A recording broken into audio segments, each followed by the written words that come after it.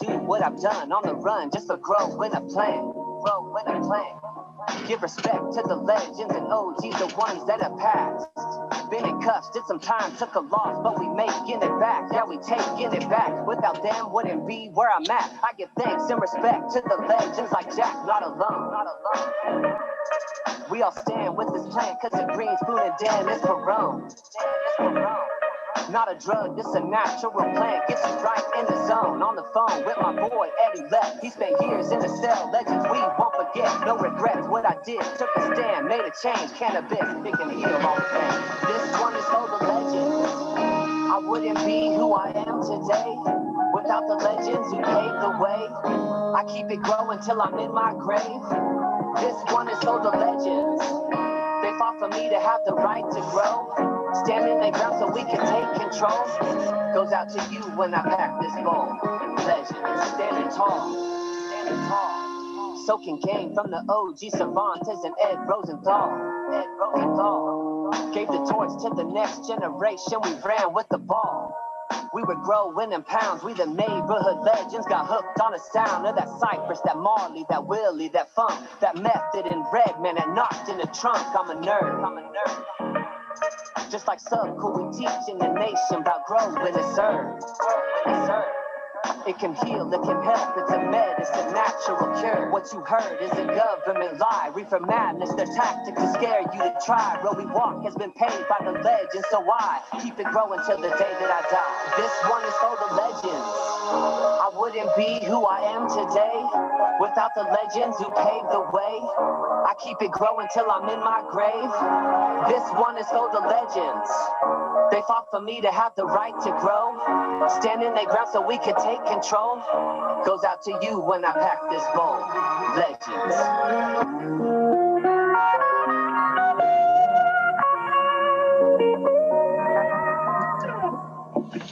All right, guys, we are back.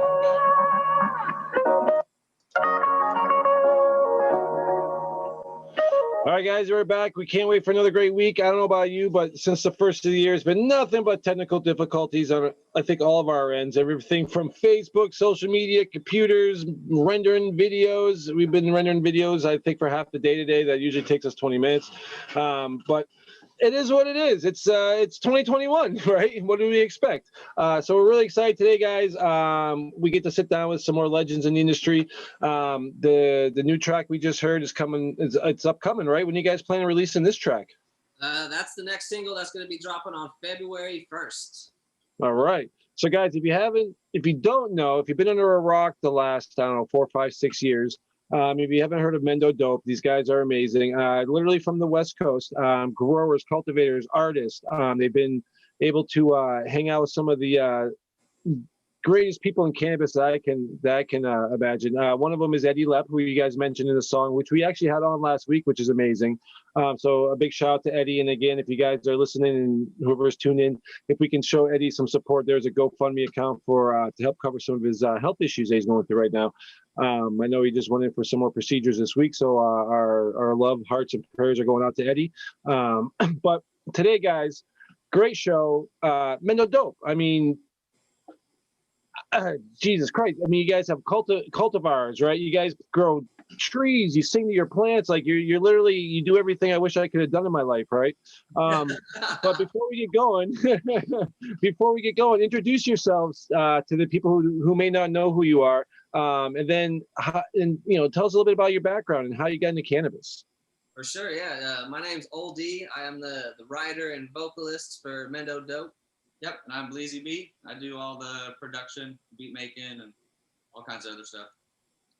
And pretty much, our just like a quick overview, we got into cannabis back in the day, trimming for some friends around here in Mendo. Everyone out here was growing, so we were in it at an early age, getting to see people doing big things and getting to be hands-on and start with trimming before we ever grew or anything. From there, it led to us growing a couple small plants in our mom's backyard before we actually got our own spot. From there, getting into our own place, having our own garden, getting into it so much more over the years of just, really loving the plants and having fun with genetics and all this stuff. you know, up to the point of, you know, being able to meet with people like Subcool, you know, meeting them at a cannabis cup, and when we were buying seeds with different friends, you know, getting ready for new stuff and looking at all these new flavors, you know, getting a chance to meet Sub at the cup, and then from there building a cool relationship and becoming really great friends, and incorporating our music into the garden more over the years of, you know, we always, at the time, you know, when we got into weed, we also got into music at the same time. Like back in high school, we were doing freestyling with friends and getting into a little bit of stuff. And that's when we got a chance to meet with an artist called Reek Daddy. He was out of Vallejo, California. And this was back in like 2005, 2006, when we first started doing like small music things, getting into it more. And our first underground album came out in 2007. From there, we dropped our first official like album that went out into stores in 2009. And from there, man, we just like, we really got deep into the cannabis culture music, and really talking about what we are doing up here in the hills, and growing and cultivating, and the lifestyle that we are living up here. That led to us actually bringing our studio into the garden and recording songs with our plants, and bringing our band out into the garden with their instruments, you know, setting up drums, guitars, Bleezy making beats, doing the keyboard, all outside under the sun, the moon, the stars, surrounded in the plants. And it was just so awesome. The journey, you know, going from the very beginning, rapping in closets with blankets on the walls, to, you know, now we're out in the garden with our studio foam is actually flowers. You know, we're capturing this sound in our plants, and it's been an amazing experience. It's been a wild ride, and it's super cool. Like, we love the whole culture. We're all about, you know, helping the people, the patients, spreading this knowledge, you know, growing clean, natural medicine. This is for the world. Yeah, I mean, being an artist, I mean, you know, I've been in music for a while. If you guys know my background, like literally right behind my green screen here was the same closet you guys were talking about. That's all padded up with sound deadening materials, and we used to go in there and rip bars and record it. So the journey is amazing, and what you guys have done in bringing into the garden is really cool, because, you know, as an artist, as a DJ, as a guy in music, that's what we all aspire to do. And as a grower, most people, I mean, a lot of people play music for their plants. I mean, I believe it's beneficial. I'm sure Thomas would agree with that. And anybody else who's ever grown will really, you know, these plants have electricity to them. They have lives. They literally have a pulse. So music really does well with them, right? Yes. I mean, I'm the type of guy that loves to just chill in the garden and listen to music, maybe read a book or something. If I had the talent you guys had, I would definitely be trying to do the same thing. I'm definitely jealous of you guys being able to make a living just enjoying your time in the garden. And I bet your plants probably grow better just being out there with them too. You know, just having your energy out there with them, being with your plants. And when you're out there spending time with your plants and you're spitting, you're putting up your next song or whatever, at the same time, you're out there, you're like, oh shit, this plant needs some extra whatever, or oh, this plant's getting this shit. So you're killing two birds with one stone, and it's fucking amazing. I love it. Yeah, Right. You record a vocal track, you're like, hey, this plant needs some nitrogen over here. Just noticed a couple aphids were creeping over here. Well, one of the great things I love about your music, guys, and, you know, and for us on the show, I mean, we want to educate people, and that's one of the things I think your music does really well, and from multiple angles, right? And I don't think maybe you don't even realize it, but when we talk about, because you guys sing about your core values, which is like organic, live soil, you know what I mean? Growing for patients, being clean, being medicine, right? I mean, that's something that you guys, you know, you don't mess around with, right? No, yeah, for sure. We've always felt like that was the main objective of this movement, you know, was to get this word out there. Literally every song I hear, you know, every oh, sorry. No, like, it's all good. I was thinking about the other day, we never put like pounds out there, or show like stacks of pounds bagged up, or like money, or like phone money games and all this shit, you know what I mean? Which like, we try to stay so far away from that side of the movement and the culture of what cannabis actually is. Well, I mean, what I was gonna say, what I love about the tracks, and I mean, I've been like Thomas for weeks now, months now. I've been jamming out to a lot of them in the last few weeks when we're making the videos, and then being able to talk back and forth and getting ready for the show. It's been a lot of listening to everything. It's like, it's inspirational, man. Like you said, it's not about the money. It's not about the thug. It's not about the hood or the the industry that we're living in. It's literally every song is inspirational. Every song could be a theme track to something we do here in the show. You know what I mean? That's why I'm like, every song, I'm like, man, this is a banger. This is a banger. I love this song. Me and Thomas have been throwing them up and being like, you know, you guys have tracks. It's like 707, right? It's like, if you really want to know who these guys are, just listen to their tracks. They tell you everything. It's like, you know, I feel like I'm standing on top of the mountain with you guys. And now when you guys talk about the mountains, right? Because, you know, in our industry, right, there's a lot of talk about Mendocino. There's a lot of talk about, you know, being in the mountains and what growing is like out there. What is it like out there, man? I mean, you guys have been doing it for years now, so I'm sure you've seen quite a bit of progress. But when you're starting out to now, what's the biggest difference? I mean, the biggest difference right now is like being it with the permanent farms, at least, is like freedom. You know, to be able to be in a big garden and actually know that you're not going to get busted and actually be able to relax while you're working the whole time is a huge difference. And yeah, I mean, and you guys talk about being busted, and you know, I was going to bring this up here real quick. I mean, obviously, you guys started your music in about 2007, right? And you were saying Wreck Daddy and NYOB Records, sorry. And that's where you guys started, and you released an underground album, right? So back then you were just kind of local guys, right? And then you know, you get your first studio album out in 2009, like you were saying. But you know, no one still really knew who you were until about 2013 when Planters of the Trees launched. And then when you launched that track, that was huge for you guys, right? I mean, you guys had some awesome people on that as well. Some real huge industry freaking. Yeah, it was crazy. We started with just one artist with Swidley Cole, and then it slowly evolved to being like, man, it's not really that hard to reach these reggae dudes, and they're way cooler to be around and way not as sketchy as like the hood dudes and like Reek Daddy and all those dudes. They're on like real gangster shit. So it's not like as relaxing and as fun to be around. You know, it's music we grew up on and we really liked. But then throughout the years, Reek Daddy wanted us to kind of change. He said he wanted us to do our own thing and not kind of follow the Thiz movement and all the people that are in with like Mac Dre and all the people that were doing stuff at that time, after they passed and stuff. And so it was like the Planters of the Trees was our first album where we said, okay, we're going to do our own like vibe and try to get into our own world and not be scared to put what we know on blast or ourselves on blast for growing and stuff like that. And it changed everything. And it was right at the time we met Sub, where Sub had a huge following. So he blasted us on all his stuff, and it was like a huge jump all of a sudden. Yeah, I mean, he's been on a bunch of your tracks as well, right? Yeah, he's done. We kept getting him on as much skits and funny little things as possible. It was so fun having him around. He loved it. He loved music so much. He was into real music, you know what I mean? And he'd go to huge concerts and like full band stuff, rock music and all kinds of stuff. So he was into like raw guitar stuff, and he really was into music more than like almost as much as he was into weed, it seemed like. Well, I mean, being into music myself, man, it kind of goes hand in hand, right? I mean, you guys were talking about the reggae artists, how easy it is to get the reggae guys and how cool they are. Man, all you gotta do is roll a spliff, right? They're there, they're ready to sing, they're ready to jam down, right?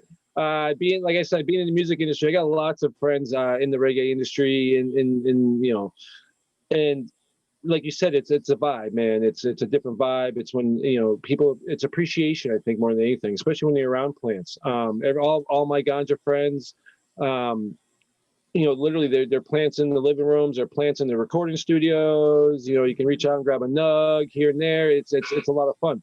But I mean, you guys again have played with some legends, which is really awesome to have on your tracks. And like you said with Subcool, if you guys go check out these guys on their YouTube channel, you'll see all these skits, all these little fun things that these guys do, and you're gonna see some plants that these guys grow, which is the next biggest thing. I know me and Thomas have been going back and forth all week about the plants, man, the trees. I mean, we can't even call them plants, really, right? Now being outside and out where you are, you know, you guys are actually cultivators. You're in the garden, so a lot of the pictures and a lot of the things that people see that you guys are doing, you're in your own garden, correct?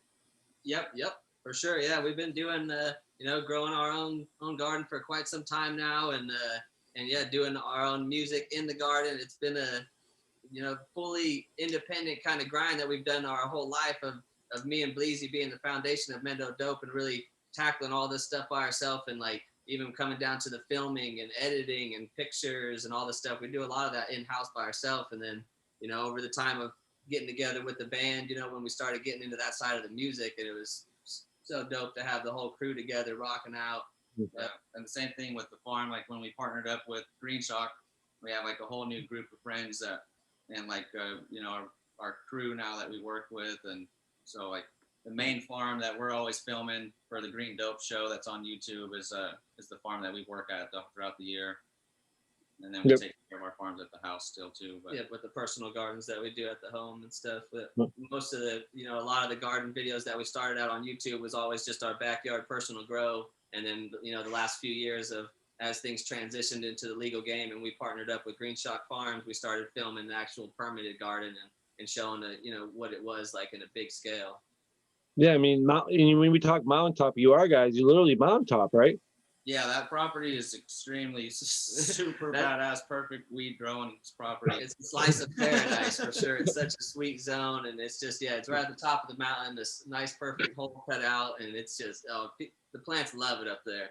I was just saying, I had a couple of people comment on the videos and be like, you know, in the opening video that we made for your little teaser video, there's great early views of people, you know, coming up over the trees and seeing the plants, right? And they're like, is this their mountain? Is this their grow? And it's like, yeah, man, yeah. I mean, to get to the top of the mountain takes a little bit of work, doesn't it?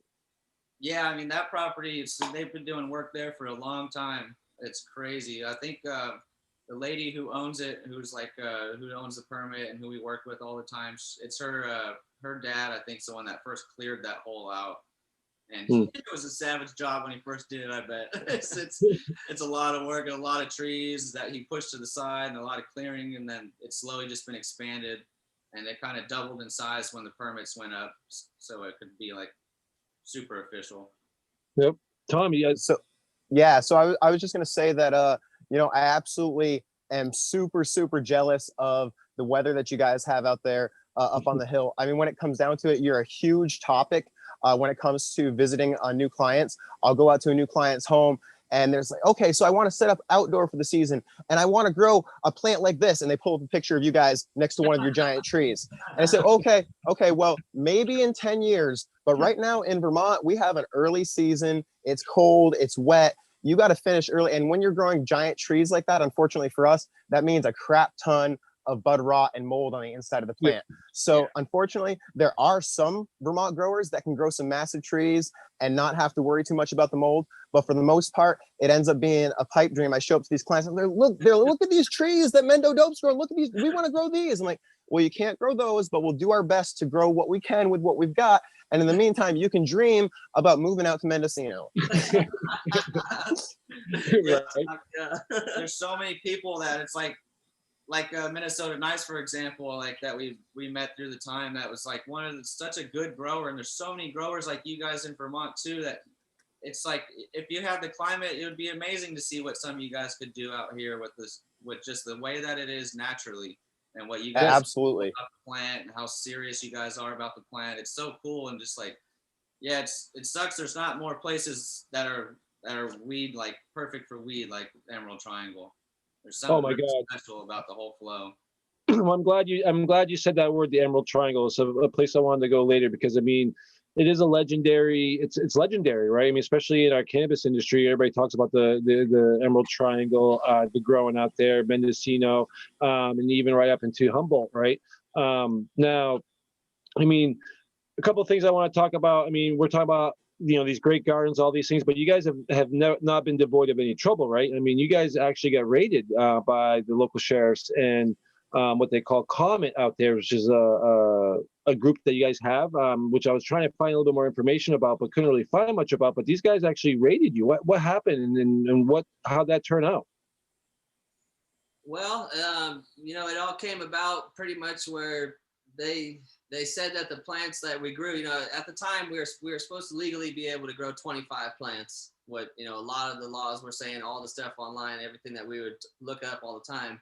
But they said that the plants got so big that it was just like way more than we were supposed to have. It was way more than like, yeah, it came about like before that, even of someone complained, supposedly is what they said, that I think what we still don't know for sure exactly who ratted us out or whatever, but I think it was a neighbor that was just getting tired. It was the second year we were there. There was way bigger plants that year, and they looked like a lot more than 25. So supposedly the cops said they got a call saying that we had 300 plants and we had guns too. So like someone added the guns in there to make it them really juice them up to want to come.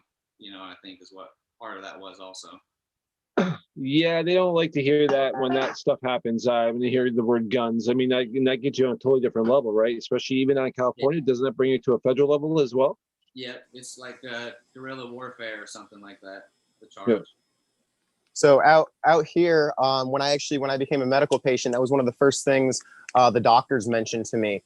They weren't as worried about, once I had a commercial operation or anything, they were worried about being a medical patient. Oh, well, you're put on this registry now. If you have a gun or a rifle or a handgun, whatever, in your home, it automatically becomes felony territory if you're a couple of plants over the limit, or if your neighbor decides to be a butthole or whatever the case may be. So it definitely sucks. But actually, it's actually technically a federal issue, Tom, just for the fact that you smoke cannabis. User of a controlled substance is a felony. Right, exactly. Yeah, if I were to go to, for instance, I go to the store, try to buy a rifle, I can't buy one because it asks you the question, do you consume cannabis? If you say no, you're lying on a form that you're providing to the federal government. If you say yes, they'll deny you the ability to purchase. So in that respect, I actually wanted to touch base on one of your guys' songs. You mentioned using a crossbow. And I think, that's one of the reasons I own a bow and don't own a rifle anymore, is because I don't want it to be a federal offense in the event that it comes to anything. Yep.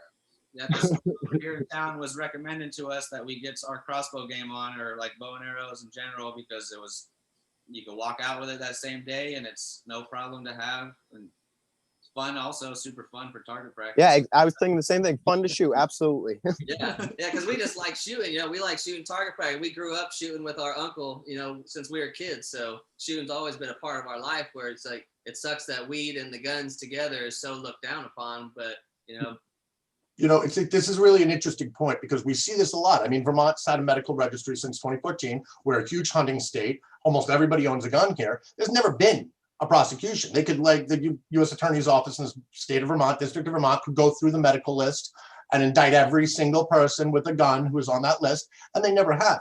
It's the point that if they want to, they can. If they choose to mess with you, if they want to go after you, it gives them a tool to do so. It's not something they actively pursue, but piss them off, and now they got something on you. So it's like that sort of Damocles hanging over your head, and it's a violation of our constitutional rights, frankly, and it's disgusting. But yet, this is the world we live in. Yeah, and it's a scare tactic that seems to work. Yeah, and sadly, most farmers are equipped with weapons, even if they weren't hemp farmers prior, even if they're somebody that's not even really in the industry, and they're just farmers that converted their cash crop over, you know what I mean? Just for rodents, animals, stuff like that. Most farmers have a weapon, right? So it puts a lot of people in really weird positions. Even with people in protection, everybody has a gun in many states around throughout the United States, right? Which brings up, getting busted. We talk about Mendocino, all those different things.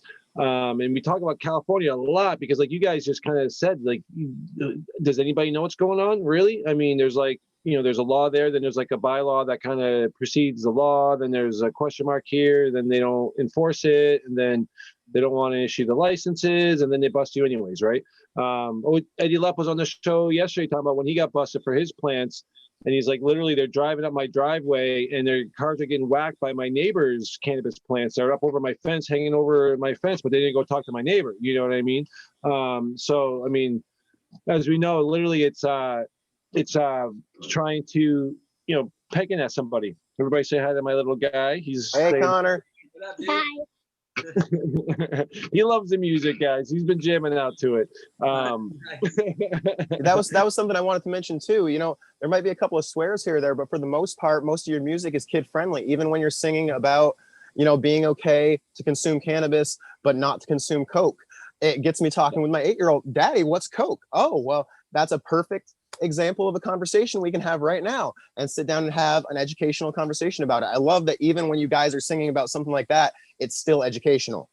Yeah, opioids, medication, patients. It's what we all talk about. And being that we're talking about that, we're just looking at the time real quick. And I want to, being that we didn't get all of our videos done today, thank you, technology. I'm going to switch gears real quick to Sherry and Mark, and we're going to talk a little bit about health now that we're talking about the opioids and we're talking about medicine. We're talking about this plant, right? You guys, we've been talking a few weeks about this, and I've been actually gearing up for this conversation. I was really looking forward to getting this segment done. Guys who are listening to the show, we'll have all of our segments done. We'll just put them back up to YouTube and we'll share them back out as we normally do through our pages. So don't think you're going to miss anything, but I'm really excited about this because now we can be a little bit more interactive with Sherry and Mark. And so this week's conversation was about diabetes, right? Sugar, diabetes, and how cannabis can work with you personally to combat these issues. So I want to give a big shout out to Sherry and Mark and introduce you guys. If you guys want to catch the Green Nurse, they're on pretty much all the social media outlets every morning at 8 a.m. For their AFA days, where they love to go over a few things. But I'm going to let you guys introduce yourselves because I don't think we've had this yet. So yeah, man, let's talk great. about the show and let's talk about some diabetes and cannabis. Sounds good. It's a serious subject. Sherry.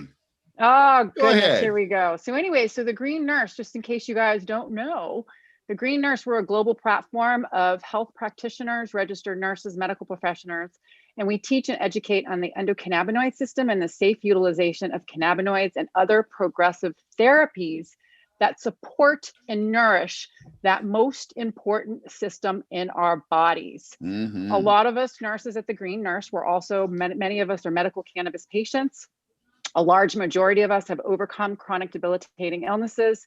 And so our message is we want to change the dialogue around what it means to feel good and what it means to be high.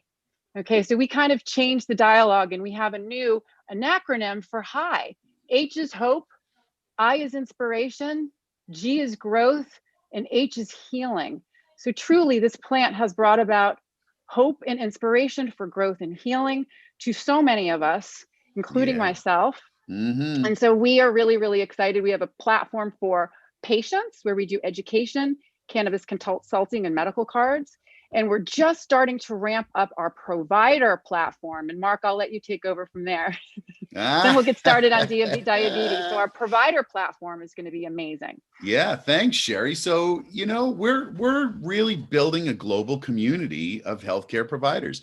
And that's anybody who's in the healthcare space helping people to live a healthier life. And so our deal is we have a mentoring program where we'll help a healthcare provider. And again, when I say healthcare provider, it's anybody who's helping people be healthy. Health coach, massage therapists, acupuncturists, nurse, anybody in that space. We have a mentoring program to help them bring endocannabinoid education into their practice, because that's our mission, right, Sherry? That's We're totally here to our heal mission. the world. We're here to heal the world. We're here to elevate the plant. Who do we truly serve? This plant has taught so many of us professionals that we serve the plant, we serve our people, and we serve the planet. So the part that's so cool about our provider program is cannabinoid education can be incorporated into any health and wellness practice. Because what we teach is the and this is the statement of fact. I never learned this in nursing school. They don't teach it in medical school, but the endocannabinoid system that uses this plant is the largest neuroregulatory system in our body. It regulates all 11 organ systems, our immune system, and all of the neurotransmitter signaling systems that give messages to our body to either do something or not do something. So it's really, really important. We make internal endogenous cannabinoids that are very, very similar to the plant, right? And so our little handy dandy umbrella right there, right? So how I came up with an image. This is a really cool thing.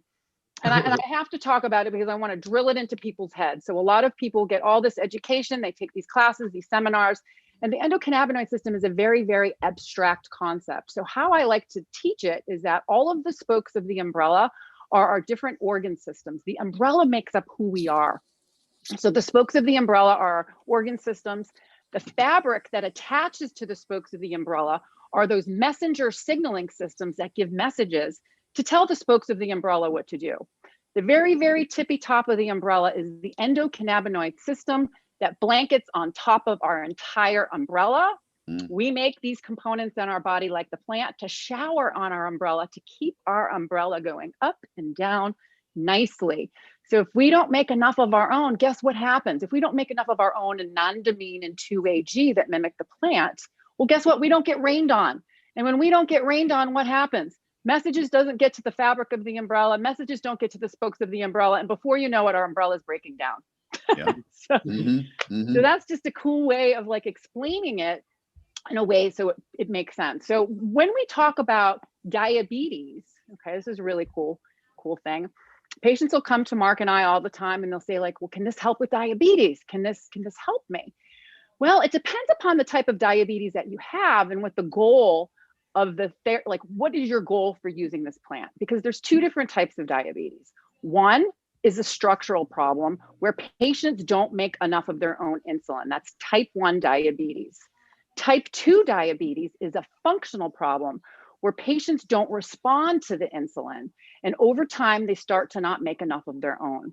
So when we look at the endocannabinoid system and how we have these receptors on all areas of our body, so the endocannabinoid system plays a role in regulating energy balance, appetite, insulin sensitivity, pancreatic cell function, where our insulin is made, and the metabolism of lipids.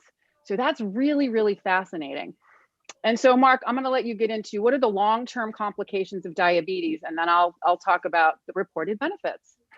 Listen, folks, diabetes is something that runs in my family, so I know it really, really well. So some of the long-term complications that we're going to talk about are things that are very, very real. So diabetes is not something to mess around with. And frankly, in this country, it's an epidemic at this point. And it has been for quite a few years. I mean, like 60% of the population are considered overweight, and that is the start of pre-diabetes. So some of the stuff that you can look forward to if you happen to have this, neuropathy, nerve damage. So in the hands and legs, and it's painful. Retinopathy, so glaucoma, retinopathy, you lose your eyesight as a result of diabetes, of the amount of glucose that's flowing through your body. Heart disease, cerebral vascular disease. So let me tell you, I said it's near and dear to my heart. My grandmother had diabetes. Her father had diabetes. She had at least 3 strokes by the time I was 5 years old. And so, it's part of what I grew up with. My great grandfather lost both legs and an eye because he was fond of drinking and he was diabetic. And back in the day, there wasn't a lot of treatment, right? And they didn't know really enough about it. So anyway, those are some of the side of the complications over time. And chronic infections. I mean, that's why my great grandfather lost both legs, is because he got an infection from a hangnail in a toe, and it turned into an infection, which turned into gangrene, and then the limb's gone. Yeah. So Sherry, let's talk about the benefits. Okay. Yeah, so really about what can happen with cannabinoid therapy with using cannabis. Exactly. So research, there are very few citations of like how it truly works, but there's a lot of anecdotal evidence, which I think should be fueling research, that says that medical cannabis may help stabilize blood sugar by reducing the amount of stress-related hormones in our body. So here we go. So here's some of the benefits. Are we ready? 1, it stabilizes blood sugar levels by reducing those stress-related hormones. Because as we know, when we're producing cortisol from our adrenal glands, that can help have an imbalance of how we metabolize sugars. Absolutely. Yeah, I know, right? Anti-inflammatory. Okay, the part that I love about this is the anti-inflammatory effect, which lacks side effects of steroids. A lot of times patients have to go on steroids, cannabis or diabetic patients. And so they truly need to avoid this if they have a big, huge inflammatory response, depending upon how the diabetes is manifesting in their body. Because like we said, there's a lot of chronic complications. So an anti-inflammatory. Antioxidant properties, which helps decrease this arterial inflammation. So for people that are new to antioxidants, how I like to explain it is this. Imagine you have 2 apples sitting on the counter. One of them you peel, you leave it open to air. The other one you cover in lemon juice. Lemon juice is an antioxidant. You come back in an hour. The one that's been covered in lemon juice is going to look beautifully crisp and white. The one that's been exposed to air is going to be brown. That's called oxidative stress. And so as an antioxidant, it protects our cells.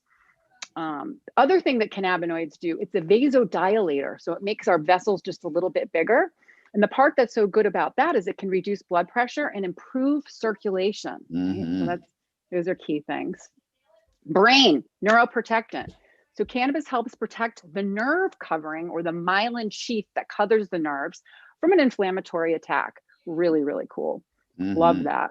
And so that also too happens with the neuropathic pain. So it decreases neuropathic pain.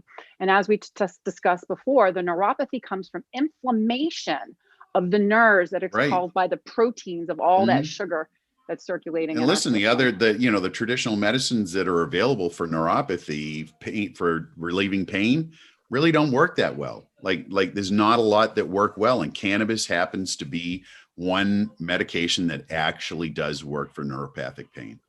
I mean, there are studies that have verified it's the real deal. Yes. And the other thing that it does too, that it's amazing, is an antispasmodic agent. So a lot of times too, diabetics have a ton of muscle cramps, gastrointestinal upset, peripheral vascular disease, where they have intermittent claudication, which is very sore, painful muscles in their calves. Can't even walk. Restless leg syndrome. This happens to a lot of diabetics. So, this can actually help decrease those symptoms. Other thing I love to talk about is how cannabis, if you're using it as food, infused oils, nutritional. I look at cannabinoids as a phytobotanical nutrient, and it provides long-lasting blood levels of key cannabinoids that are beneficial to both our arterial and cardiac health. So that's really good. Mark and I talk about nutrition all the time. Hemp products, hemp seeds, hemp hearts, hemp milk, right? You can incorporate these things into your diet, and they contain a type of a fatty acid called gamma linolenic acid, which is an essential omega-6 fatty acid, which helps ease the pain of diabetic neuropathy, improves blood glucose control, and helps decrease the symptoms of inflammation and pain. So really, really cool. Yeah. The other thing we've seen help with too, Mark, and I'll let you talk about this, is topicals. You have an awesome topical product, right? Topicals that are mixed with these phytobotanical nutrients can be applied directly. Sure. Absolutely. Yeah. And they're going to provide relief. So if you go back to the umbrella, okay, and think of how diabetes is affecting the multiple different spokes of the umbrella, right? So diabetes, so that's why you like the umbrella image, because it shows the interconnectedness of how our body works. Diabetes affects multiple organ systems. Cannabinoids work on multiple organ systems all at the same time. Whole plant for the win. Score. Just like that. Diabetes, I mean, it's amazing how this can work with diabetes. I mean, I'm sure you guys get questions all the time, because every one of us that has an ailment, right, are questioning, can cannabis help, right? And in most situations, yes. Now, when you guys were talking about this earlier this morning, my father was diagnosed with gout. And we're talking about this because we talk about one of the big things is your feet, right? Your feet numbness, your feet pain. And as a man, I've had the issue in my life. And one day my dad calls up and says, I have diabetes. It wasn't gout all these years. You know what I mean? So he was misdiagnosed and taking medicine that wasn't really helping him any. And then they get the diagnosis right. Is this something that's common, that we see a lot of these kind of like misdiagnoses when it comes to diabetes, or is it just kind of like the gout situation? I see misdiagnoses with a lot of different conditions, if you want to know the truth. And the thing is that, a lot of, if you think about, depending upon how the diabetes is manifesting. So that's the other thing. And so and a lot of times traditional doctors are focused on either one organ system or one symptom at a time. So if you're looking at, so say someone comes in and they say they have restless leg syndrome, well, they're not going to be looking for diabetes right away, right? So they may be looking for different things. If someone has intermittent claudication, or if they have the neuropathy, they may be investigating other things first, unless they present with a clear-cut type of diabetes symptoms, which is different for everyone. Yeah, but as part of your regular physical, they almost always do a hemoglobin testing. A1C, which is a look back at what your glucose level has been over the last few months. And that's really the marker that they use to determine if you're pre-diabetic or you're diabetic. True. And, you know, that's like the gold standard test. And you know, so, you know, misdiagnoses, I don't know how many times, I mean, we're complex, well, here's the right? thing too. It's hard. Yeah. If it's they what don't, goes back to what you said, Sherry, you know, it's about what people present with, right? I mean, yeah. we're complex creatures, you know? We're very complex. And the thing is too, is that, you know, say they did a panel, a drug panel, or, you know, a lab panel, you know, a CBC differential, you know, SMA7, these are all types of panels. And say, for example, that result basically indicative of what's going on with the person right now. So if their sugar level was normal, then they may not do an A1C. Right. But if they had like a really low blood sugar or a really high blood sugar, that would trigger in their mind to check a hemoglobin A1C, which actually looks at 3 months before, like the average of all the blood glucose levels. Yeah. So, you know, it's like you said, it's just a hit or miss. It's a hit or miss. Welcome to healthcare. Welcome Now, to healthcare. Mark and wow, I'm sorry, Terry and Mark. Yeah, I know, I got you. I lost my train of thought for a second. I forgot where I was going.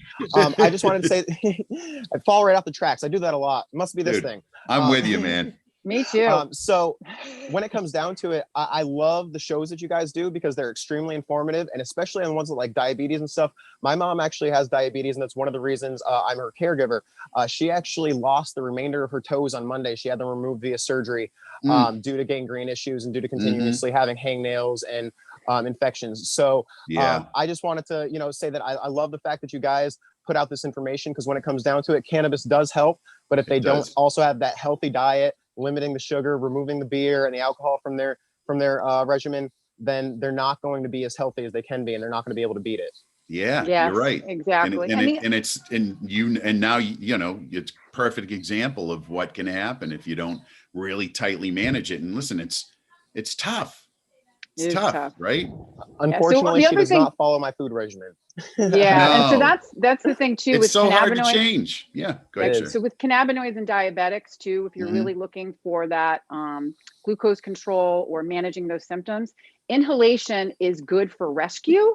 But I truly like patients to be either doing tinctures, edibles, gummies, like eating it, something longer lasting. Something longer lasting. Yeah. Just if you think about it, right? So when you go back to the umbrella, we're showering internal endogenous cannabinoids on our umbrella to keep our umbrella in homeostasis. So basically, it's very similar with glycemic index and cannabinoids. You want to have a steady level going through your system at all time. You don't want big swings, high and low. You know, well, granted, we love to be high, but like we're talking about the plant itself.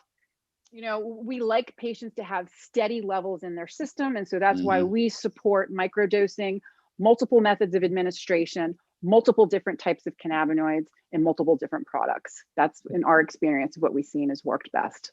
And with that, this is where we get back into strain-specific strains, especially when it comes to things like of this nature, which is why we have the strains of the weeks and things like that, which unfortunately we'll have next week. Great strain that we covered this week. Which brings me back to the guys over here, Mendo Dope, right? Because you guys are cultivators right now. One thing I wanted to ask you about, and it seems like, I don't know if it's fires or lost, but you guys create a cultivar of your own, didn't you? Yeah, we have. We've been getting way more into it too the last 2 years with the Green Shot COMMET. 2 or 3 years now. We've been making a lot of strains now. Nice. Now, you guys made one with Subcool though, didn't you? You guys did a dank seed strain. Yeah, that was that's how it first started for us was creating the strain with Subcool. This was at his house before it burned down in the fires, and I think it was 2017 or something. So yeah, that was the first strain that we actually created. That was for our first, you know, genetic that came out. That was gonna be for our like catalog or what we were starting. You know, like over the time of when we were doing the music and growing, like, and Sub would always tell us like, you guys need to make a strain. You know, you've done everything else. It's time for you guys to create, like, get into the breeding. I know you guys can do something crazy. And And for a bit, we didn't really know what to do. We were still, you know, we were loving seeing people breed and watching it, and we just hadn't got into it ourselves yet. But Sub really pushed it along, and once we found the fire locomotion cut, it was like such a killer one. Sub was loving it, and he thought it would be a good one for us to work with, and he recommended us doing with the Corkle, finding a male from that and creating our first one that was going to be named, you know, It's Mendo Dope, our first real strain that came out, and it was cool. really such an honor, and to be able to do that with Subcool for our very first strain, to have, you know, to actually make it with him, you know, side by side, and seeing it happen and learn hand on how to do it. It was amazing. I have a question. I have a quick question. So how would one go about, like, I mean, I'm not a grower, so I give you guys a lot of credit. I babysat some plants this summer, which was really cool. I got to learn a little bit. Yeah. But how would one, like, I would love to have a green nurse strain. How cool would that be to have a strain for nurses, right? Cool. That'd be pretty badass. You need one more than the rappers need one, that's for sure. Yeah. For sure. Yes. So how does one go about that? So how did you guys go about, like, developing your strain? You can take it very simple, or you could go super duper deep into it. But the simple way is just to find some seeds that you like, and then get the male from that. And then there's a couple ways you can pollinate it to the female, but you separate the male for a little bit, pick what you like, and then put them together in a room where the male can pollinate the female, and then let that mature out, and then you'll have some seeds of the first F1. It's real simple, actually. And what kind of music do you recommend playing in the room while they're doing their thing? Is it like a sound check? Is it you guys? Just like play you guys while they're doing their, you know, jiggity. While they're jiggity mating? thing? While they're mating. It's cool to do some real scientific stuff and see if our music is better than any other kind of music for it.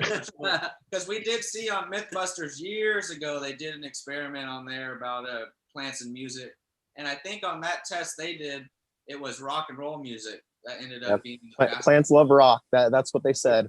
Plants love rock, huh? Well, it's the rhythms, and then it's a lot of the frequencies. Like our bodies respond to certain frequencies very well. We do. And being in music and making music as a producer, you learn that, you know, a lot of these certain frequencies and the 400s and the 800s, and, you know, they've actually used frequency warfare in some certain situations where, you know, they can stand outside of a building and make people sick. They did it a few years ago at a U.S. embassy, right? They made everybody go home. They thought they were sick and getting headaches. It was actually sound, you know what I mean? We talk about a lot on the show, and I don't think anybody but me has actually seen this in real life, but the plants sing, man. They have electricity that goes through them, and they have a device that can capture the electricity, and they hum, they sing. It's amazing. It's amazing. And when we talk about trees and plant life and things like that, everybody talks about their roots, right? And how they can talk to each other. It's all electricity, right? It's all electricity that they can convey between each other, which is really unique. So I invite everybody to check that out. Like, just Google singing plants and you'll find it. It's really unique. And, you know, for me, I do the same thing. When I go into our garden, I go in, I shower in, I'm one of those guys that like to go in pretty much naked and hang out on my plants. But there's always music, right? Everybody comes in my room, is like, why do you have these huge speakers? And I'm like, well, A, I'm a sound guy, and B, I play music with these guys, right? Like I want to hear music when I'm hanging out with the plants. Why wouldn't they, you know? And I really think that, you know, there's an energy to it, like you guys were saying, you know, and then music has a certain vibe to it. Like it can be an up tempo vibe, it could be a low tempo vibe, and even at certain BPMs, it doesn't matter, right? Because you can have a high BPM song that really is kind of just mellow and drag, or you can have a low BPM song that's really uppity and going. It really depends on how you attack the song. It's like with you guys, every song that you guys sing is pretty much uppity. You know what I mean? Even some of the newer tracks where it's kind of slowed down and trapped out a little bit, it's still like, yeah, you know what I mean? There's no negative vibes, you know, and like you said, you're not striving for the negative vibes. You're trying to stay away from that and be real. So like everybody from, like Thomas was saying, our kids, you know, who I'm more than happy to play the songs for. Like my kid's been jamming out to it. He loves it.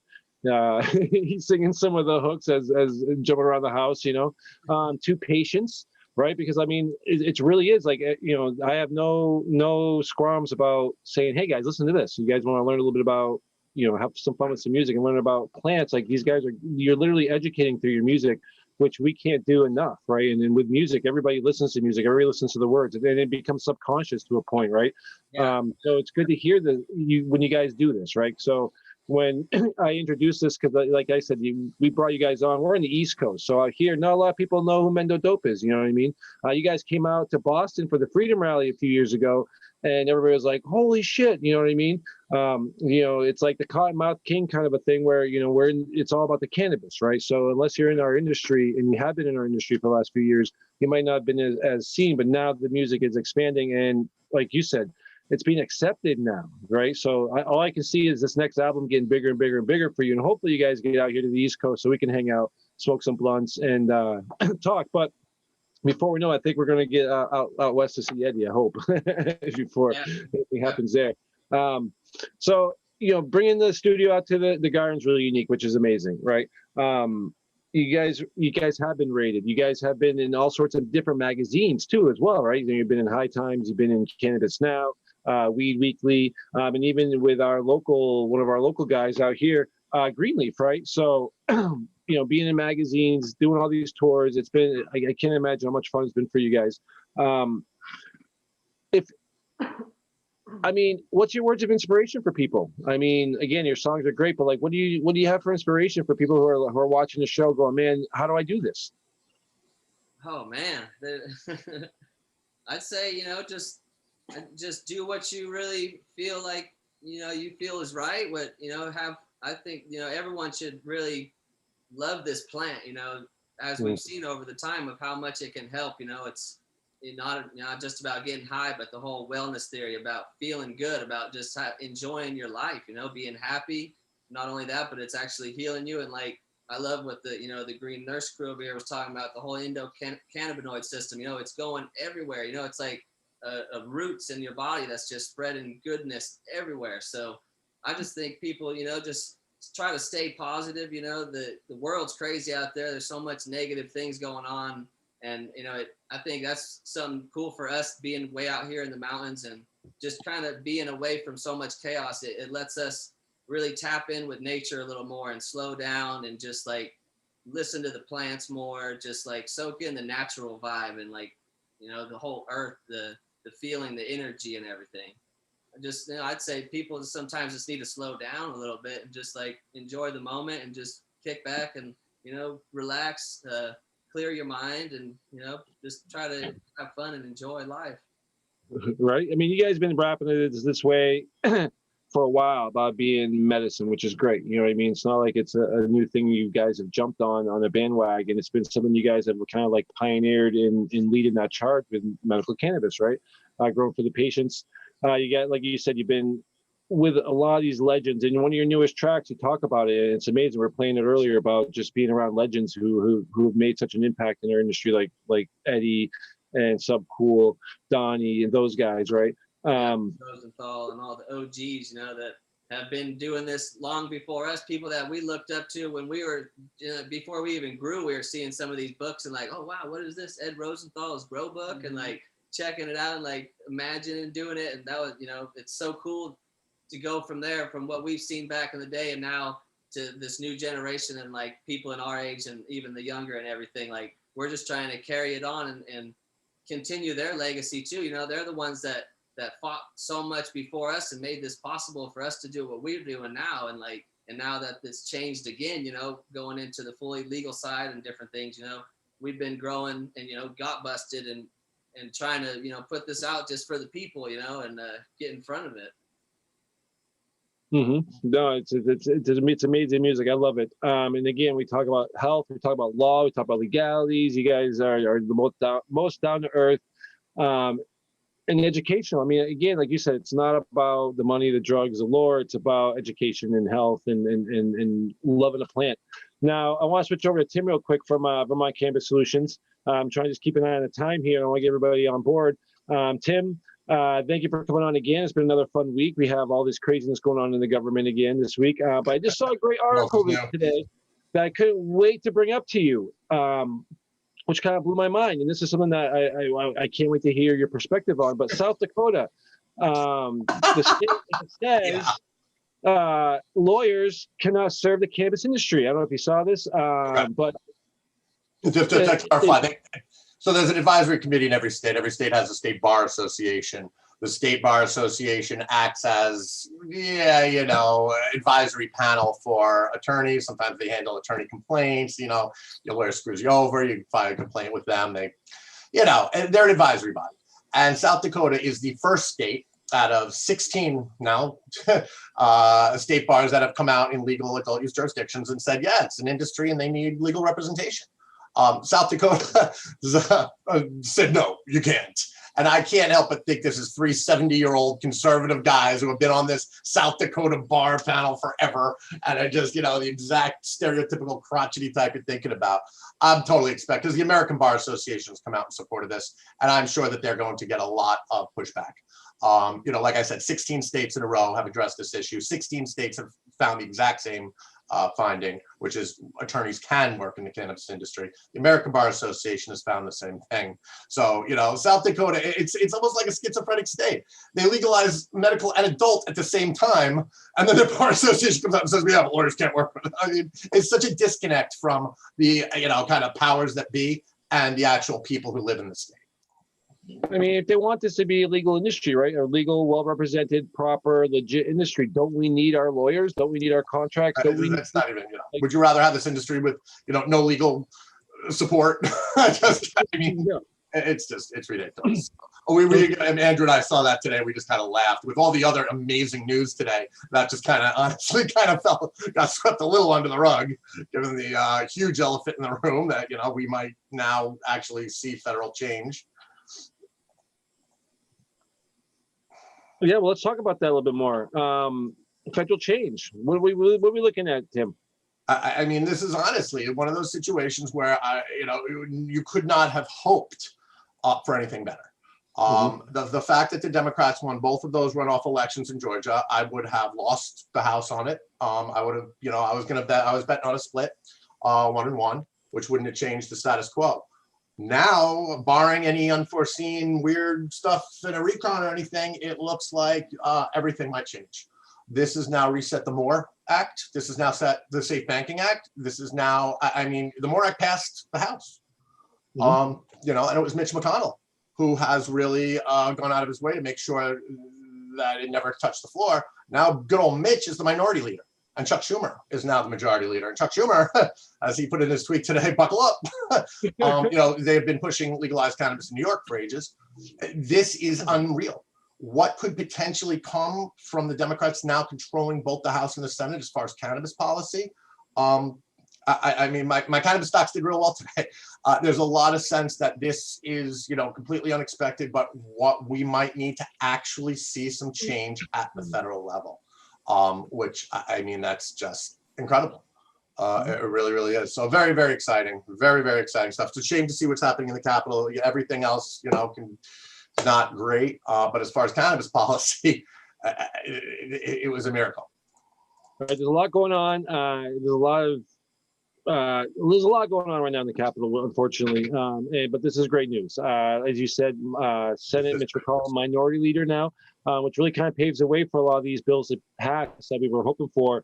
And we've been talking for months, and we were kind of gloomy on the outlook. A lot of people didn't realize. I think that the presidential election didn't really have much of a difference in our legalization on that aspect. It's all in our Senate, correct? That's exactly right. All in the Senate. Now, obviously, the president can set the agenda, could appoint an attorney general that may or may not be supportive of cannabis, obviously. Now we're looking at Merrick Garland as the attorney general. Kamala Harris is the deciding vote in the Senate. You want to talk about a complete and total game changer. This was it. And nobody expected it. I think that's what's surprising a lot of people today is that, honestly, nobody expected this to happen. And it did. And for once, we're actually seeing some good, some real good. And that is really exciting. Well, isn't now the time, really? I mean, if you want to look at it from a government standpoint, to actually take control of this issue, because, being in COVID, being in this lockdown scenarios that we are being in, that we have this, work. People are out of work, people are home, people are everywhere. We see cannabis breaking records still every month. I don't think we've had a month where it hasn't rebroken a record in sales, right? $1 billion in Illinois first year. Yeah. You know what I mean? And it's considered essential. So now people are going curbside. People like Old E and Bleezy were saying, I mean, the stress is off of us now, right now. Now it's almost a free market. We can, we get people calling, we get people. I mean, I can go online and make an order for the dispensary, go pick it up. It's an amazing day we're living in most states. There's still states where you will be charged with a felony and locked up. Certain states are definitely getting better. What this has done is now perhaps taken us a step closer to that panacea where we have not. You don't have to worry. You don't have to worry about, buying cannabis legally in a state and then being arrested because you're driving through another state. There's no other substance like that. There's nothing else like that in the country. We're one step closer to that. Cannabis is not that crazy exception anymore. This is closer to normalcy. This is closer. And this, I would have said last week, this is 3 or 4 years away. And we just took an enormous step closer. The MORE Act has a real chance of passing. The Safe Banking Act is almost guaranteed to pass. Can you imagine that? No more cash industry. Dispensaries, medical dispensaries can now use credit cards. They have access to banks. Medical patients can write checks. People can be paid. There's no, it's the possibilities of this, what could stem from this is just, it's incredibly exciting. It's amazing. Well, that's my next question was the time frame. 9 to 12 months to bring.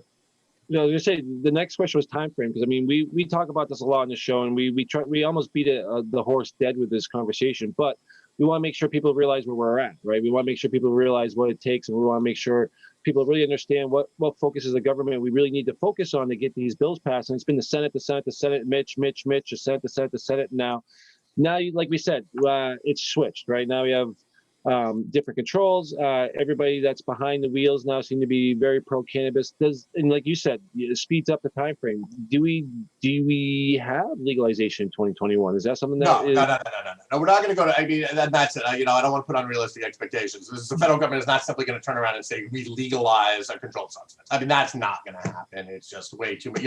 Nothing domestically moves that quick. Domestic policy is designed to move slowly. But what we had for the last 2 years was just a series of obstructionists. Mitch McConnell, 6 years, I think 7 years, he's been the majority leader. One of the things the majority leader gets to do is appoint chairs of certain committees. So the banking committee, for example, Mike Crapo from Iowa.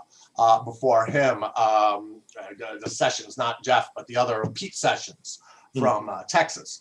These were all Mitch McConnell's boys. You appoint your supporters, you appoint your people to these positions of powers, and they toe the line. That's how these things work. So the banking committee wouldn't hear the Safe Banking Act because Mike Crapo wouldn't call it because Mitch McConnell didn't want it. And Sessions before him wouldn't consider any cannabis bills that were in his committee because the boss man said no. So now with that shift, you've got Chuck Schumer, who's going to now you get all reappoint. Now the majority gets to appoint all of those committee heads. So the Mike Rappos are gone, the Pete Sessions are gone, all of these, conservative, Republican, fall in line, toe the line committee chairs that refuse to let any of this policy move forward. We're going to have a new Senate Banking Committee head. We're going to have a new Judiciary head. All of those positions that were put into place by Mitch McConnell, they all got their pink slips today. And now we get to Chuck Schumer, New York, Democrat, great guy. Now he will be making those appointments, and he will be appointing his allies and his supporters. So now we can see an agenda move forward. Do I expect legalization this year? No. Do I expect the Safe Banking Act to perhaps get passed? Yes. Do I think the MORE Act is at least going to get into the Senate, start to have some committee meetings? Yes. And I think there's a good chance we could see, the Safe Banking Act this year and the MORE Act next year. I do think that that's realistic. And what that does is not legalize cannabis for anyone who's not 100% sure. But what it does is enshrine the state's rights to have a legalized system at the federal level. Federal law will now say if your state chooses to have a medical program, that is legal under federal law. If your state chooses to have an adult use program, that is legal under federal law. And if your state chooses to stay in the dark ages and keep this illegal, that's fine too. It allows the states to make those choices for themselves, but it takes away all of the things we talk about. All of the issues of federal illegality, an enormous amount of them are dealt with in the MORE Act, much more comprehensive than the States Act, which is what it was built on.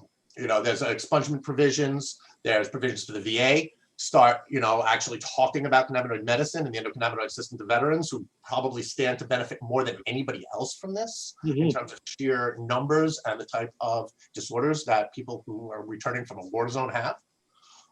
Whether it's PTSD, whether it's depression, whether it's a panacea of mental health issues that can be dealt very well with, whether it's CBD, whether it's cannabis, whether it's one-in-one, as we discover more cannabinoid profiles of how CBN and CBG work with CBD and THC and THCG and THCA, and how we start to discover this.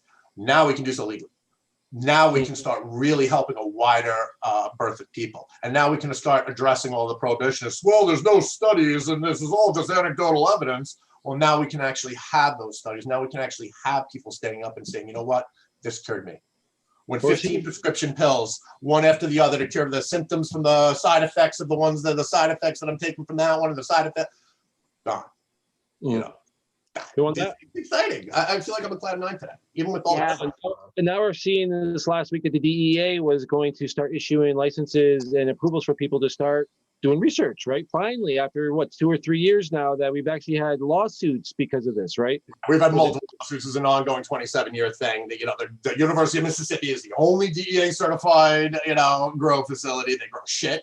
We know it. This stuff coming out of there is just crap. Mexican from the 70s. It's somebody who just has no idea about cultivation. These guys, I'm sure, they're just talking about the worst quality cannabis you could possibly imagine. And now the DEA, the recent thing I read was, we think 3. So 3 should be enough to conduct all the research. So, Mississippi growing their crap weed, and maybe we'll give 2 of our buddies to grow some more crap weed. Thankfully, the head of the DEA, much like the head of all of the other administrative agencies, also got their pink slips, or will be soon. So we're going to see a new DEA head. We're going to see a new agenda. We're going to see a new attorney general. And that's what I'm waiting to hear. I'm waiting to see what the policies are going to be coming out with a new drugs are, and it's just a new entire paradigm at the federal administrative executive level that is going to influence. And it's not just the DEA and cannabis. It's the DEA and the hemp laws about processing and hot oil, and USDA and the hemp laws, and whether 0.3 is going to really be it, or whether they're going to expand it to a 0.1 total. 1% total. All of these really necessary and common sense steps to make the industry move forward, both on the hemp side and the adult use side, are now possible. It's not guaranteed yet. Obviously, we have to see who gets appointed. We have to see what the agendas are. COVID is still going to take up 95% of all of our government's time. How it depends on the vaccination, getting this out, getting people starting back to normal economic recovery. That is going to take center stage. Cannabis will certainly be backburnered. But I do believe that even backburnered, we're going to see progress. We'll certainly see more progress than we would have had things not worked out the way they did in Georgia today. Congratulations to African American and people of color that did it for us, and we should never forget it. The benefits, the economic, help, everything that's going to be coming to us is from urban Atlanta, and it's amazing to see. It's amazing to see, a culture of people that have just been absolutely taken advantage of, have come around and saved all of us, in my opinion. And it's amazing. It's amazing. The grassroots movement for the cannabis industry has been awesome. In every state that we've seen, we've had some great activists on the shows, like Leo in New Jersey, all these guys.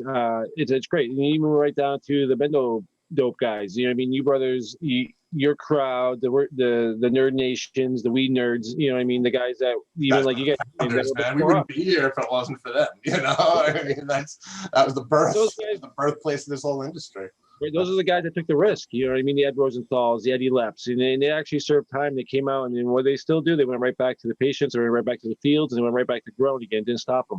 One of the things I want to talk about, Tim, though, which was really cool. Also this week, earlier this week, we saw this. This made me really happy. A New Mexico court affirms inmates' right to medical cannabis.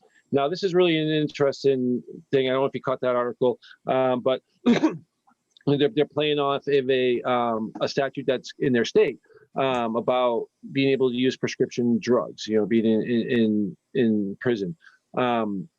Now, this also posed an interesting conversation because I had talked to a couple of our industry friends about this. People called me right up and were like, "Did you see this?" I was like, "Oh God, this is amazing, right?" Because the question was, we're looking at this happening, but aren't some of these prisons federal?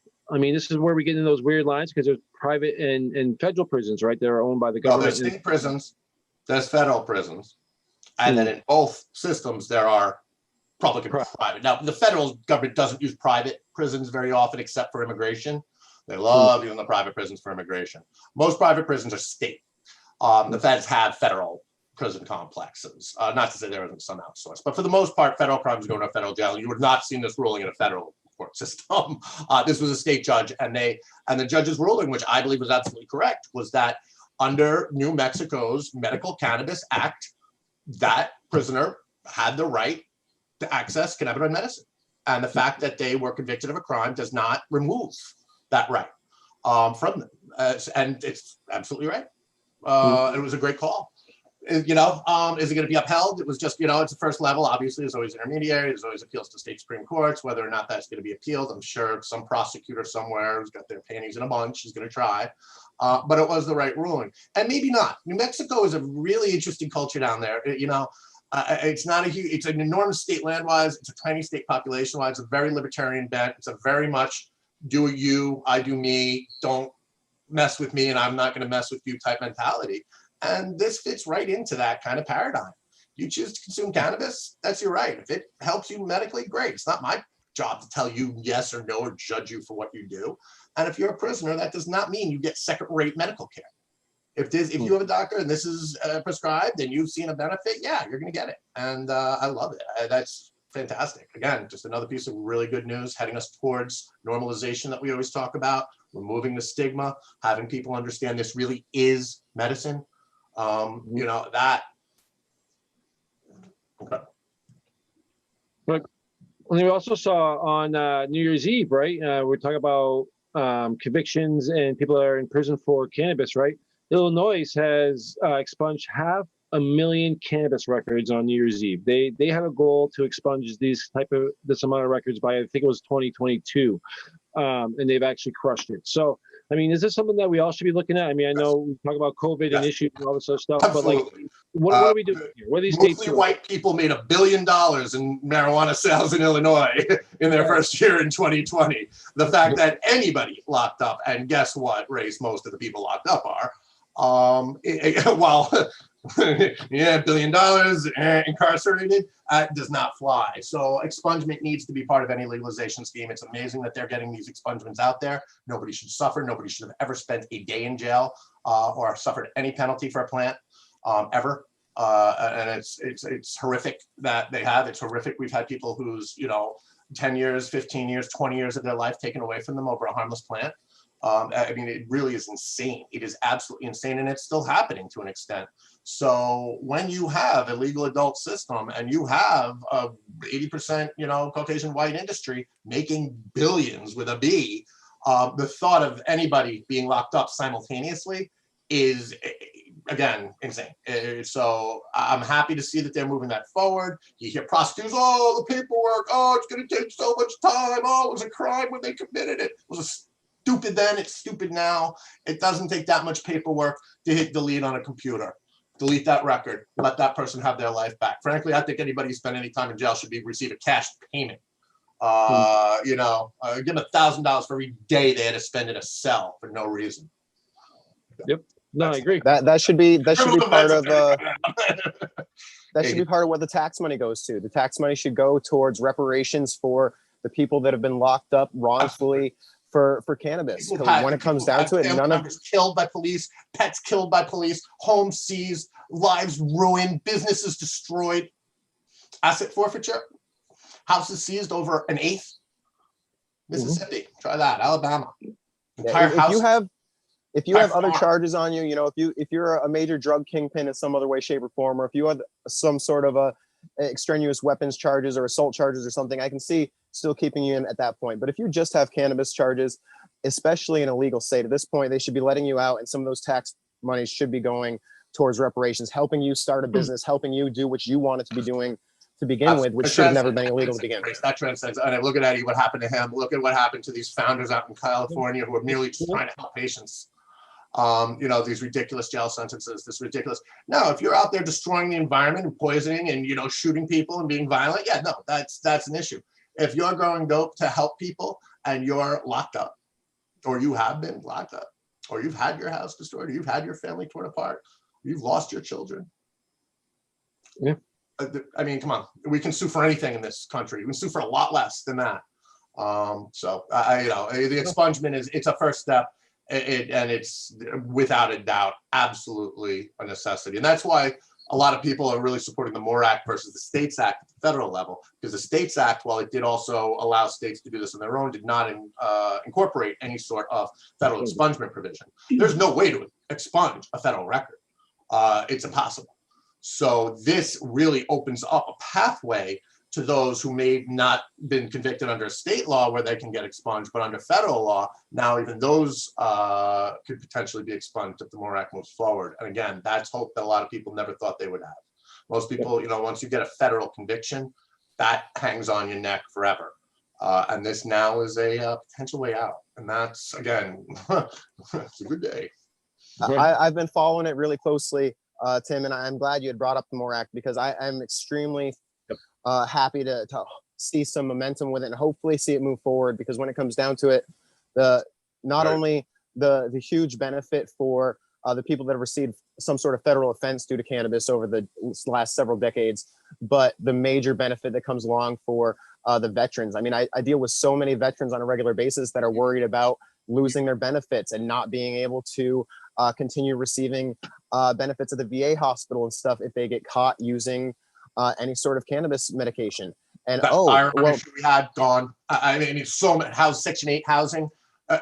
We could go on and on and on about all the potential ramifications of federal illegality. MORE Act basically across the board removes those, and it also removes incentives for federal prosecutors to go after cannabis cases. And that's another big one. That's not a direct effect. That's nothing in the bill that says that. But it's the reality of the way things work in the legal system. Once now we have federal law saying this is legal, you know, those offenses just no longer become relevant to, you know, a U.S. attorney's office, which already has limited resources. So you're going to see less federal marijuana prosecutions. You're going to see less asset forfeiture cases. And as you see less at the federal level, you're going to see less, that translates to less at the state level.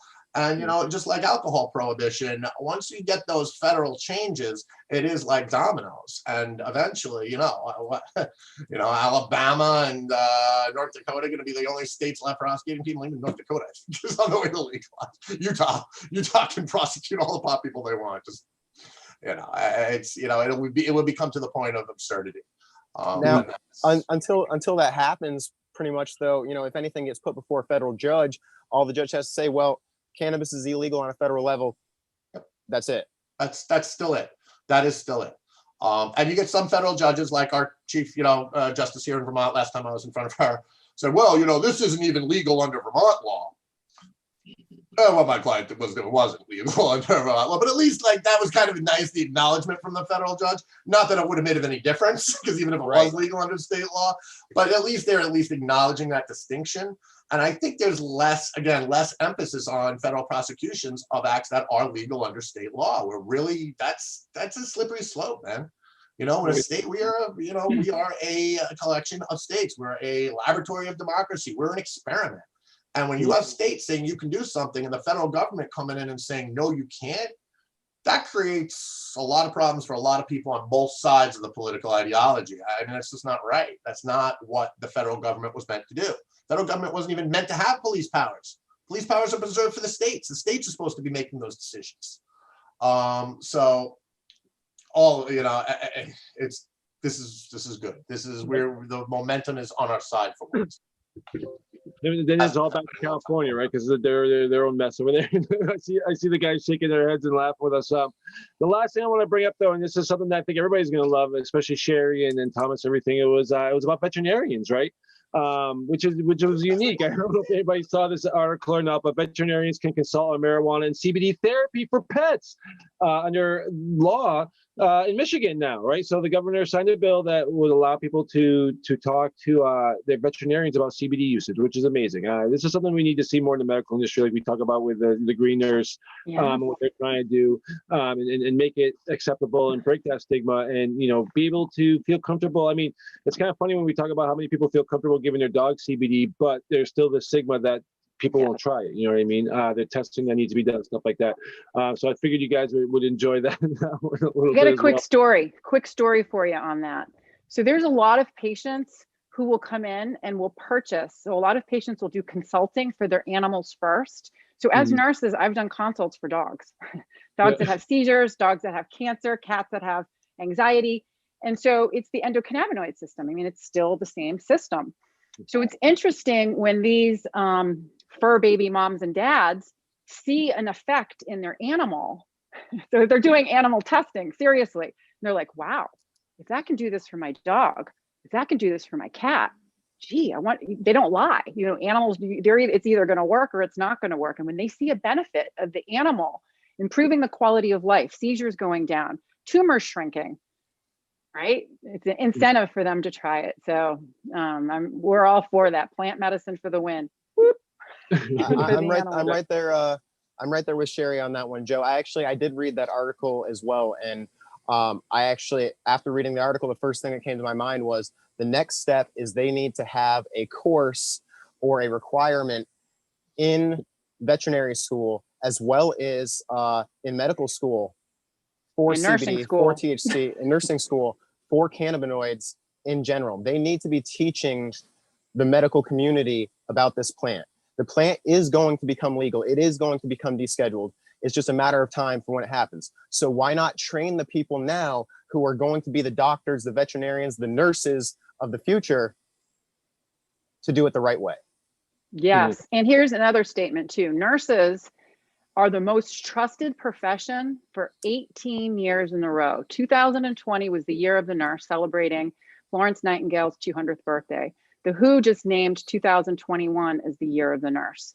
The National Council State Boards of Nursing, which is the nursing board that provides all the examinations for nurses to be registered, to be certified in each individual state, came up with a call to action in 2018. And their call to action was that all nurses, advanced practice nurses, nurse practitioners, nursing students must have 6 essential areas of cannabinoid knowledge on the endocannabinoid system in plant medicine. So that's really, really powerful that the nursing organizations are starting to recognize cannabinoids in the endocannabinoid system, which you can't deny because it's real. Just because you didn't learn about it doesn't mean that it doesn't exist. Right. And they're starting to recognize it. And truly, that's what we're doing is we're getting out there, we're getting into the communities, we're reaching out to nursing schools, we're reaching out to doctors, to hospitals, and we're just trying to get the information in there. Well, I think that's where it starts. I mean, like you said, it's the most trusted profession. I don't think in anything, if any of us ask ourselves the legit question, like, do we ever really question our doctors? I mean, not many times we question a doctor, right? Until, after a failure, or something's not working. And then finally you're like, well, what the hell is this guy doing? Again, I'm on 17 different drugs. I've been doing this for months. What can I do, right? And until that point, everybody trusts their doctor. No one ever questions them, right? Everything else that we do in our life, man, we question everything, right? And if you don't like our answer, it's like, fuck you, get out of my face. You know what I mean? And go find someone else that's going to give you the answer you want, right? So, I mean, really, it needs to start with doctors. I think that's where we really break the stigma with a lot of people, because again, it's like we say, people are looking for somebody who has the knowledge. People are looking for someone that actually, goes on results, goes on testing, goes on, all these different clinical trials and stuff like that. And that's what they're hoping that from a doctor, that all these things have gone through. So when it hits the medical industry and the medical industry starts recommending it, and you can actually sit down with a patient and give them an option of an opioid or some cannabis, that's where I think it really becomes impactful for us as a nation, right? Because then you're going to see that the trend really push over. I think at that point, push over, not that it already has, right? That being said, getting back to the guys out in the Mendo Boys, we talk about California a lot on our show, and we talk about legalities and all this fun stuff. We tend to laugh a lot because it's, we talk about Prop 215. We talk about, these older kind of like older laws and our opinions, right? How do you guys feel about where California is at right now, and from your standpoints? I mean, you see what we're doing out west. I mean, out east. You see these states coming on and all these different new laws. How do you feel about where California is at? I mean, you guys have been through a few different versions of what's going on out there. Are you guys in a good standpoint? Do you guys need to blow it up? How do you guys feel? It's half and half. Mm-hmm. It's a lot of good stuff, but nothing like even like the med things like you guys are talking about, and with the Green Nurse crew. Like my doctor in general, he's a weed hater. Every time I have a problem, he thinks I gotta stop smoking weed. Is the first thing that's wrong with me. Mm-hmm. And like the dog things too. Like when my dog got hurt, I was telling them about the CBD stuff, and they said we'd be down if it was just like legal for us to use, if they would tell us about it or whatever. So all that stuff is cool to see that that's starting to change. My dogs heard you guys talking about dogs and treats, so you wanted to say hi. Yeah, Is anybody say hi, Samson? about that. You could hella see the CBD working on the dogs. And there's a company called Bet CBD that we use their products over here in California. They got really good stuff. Well, it's also an amazing thing because, I mean, when I was younger, I remember having a dog that got sick and we brought it to the vet, and the vet was like, it's cannabis. I was like, what? Oh, you eat some cannabis. And I mean, even at that point in time, like, well, we didn't really have any cannabis on the dog. And I was just like, ha. And then now, you see the switch with, we're giving cannabis and CBD to birds, to dogs, to cats. Like you said, cats with anxiety. Like what? Cats with anxiety 5 years ago would just run up and attack you and just go crazy. Right now, we're giving them CBD. It's an amazing market. And like Sherry said, it's a market that is huge right now, right? I mean, we've had people on the show that do pet foods and pet supplies and then pet therapies and stuff like that. And it's a huge market because, like you said, like your next best friend besides your kid is what? Your pet, right? And you usually tend to take care of your pet sometimes better than you take care of yourself. Because again, it's an extension of your, it's your fur baby, right? And then people get really close to those as well. So it's really interesting when we talk about the CBD, the animals, all that stuff. But for me, and even like with you guys, and we talk about it, and we go right back to the endocannabinoid systems. It's more than CBD, right? I mean, we talk about CBD a lot, and Tim had talked about it earlier with like new science, where we can learn about THCV, CBGs, and all these different great cannabinoids. And then when we talk about the entourage effect and how we can properly get that medicine into our bodies, whether it's through inhalation, edibles, and you're actually consuming, whether it's through a sob or, even, anally, right? Like people talk about that, suppositories, right? It's a great way of doing it.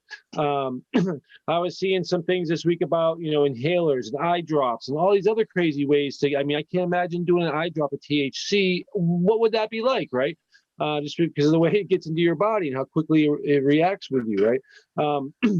Now, when you guys are growing out there, I mean, we were talking about your trees, man, and all I think about is the trees, right? Give us some tips, man. Give us some Mendo Dope tips. Like, what are you guys doing? How you guys doing it? We know you're live soil guys. Let's talk about growing for a minute. Let's talk about some dirt. Let's talk about earth.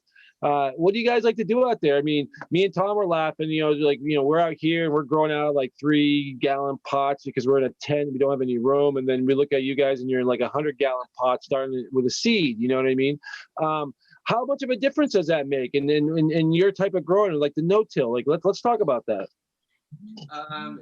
There's some big differences that people don't realize how big the plant wants to be sometimes. And it is super, like your space is limited indoors and the climate's very limited on what you can do on the beginning and the end of the year and stuff. But it's like the bigger the pot that we realized over a long time ago, it's just incredible how much these plants can grow. So we just got to a point where we got all the way up to 1,000-gallon pots.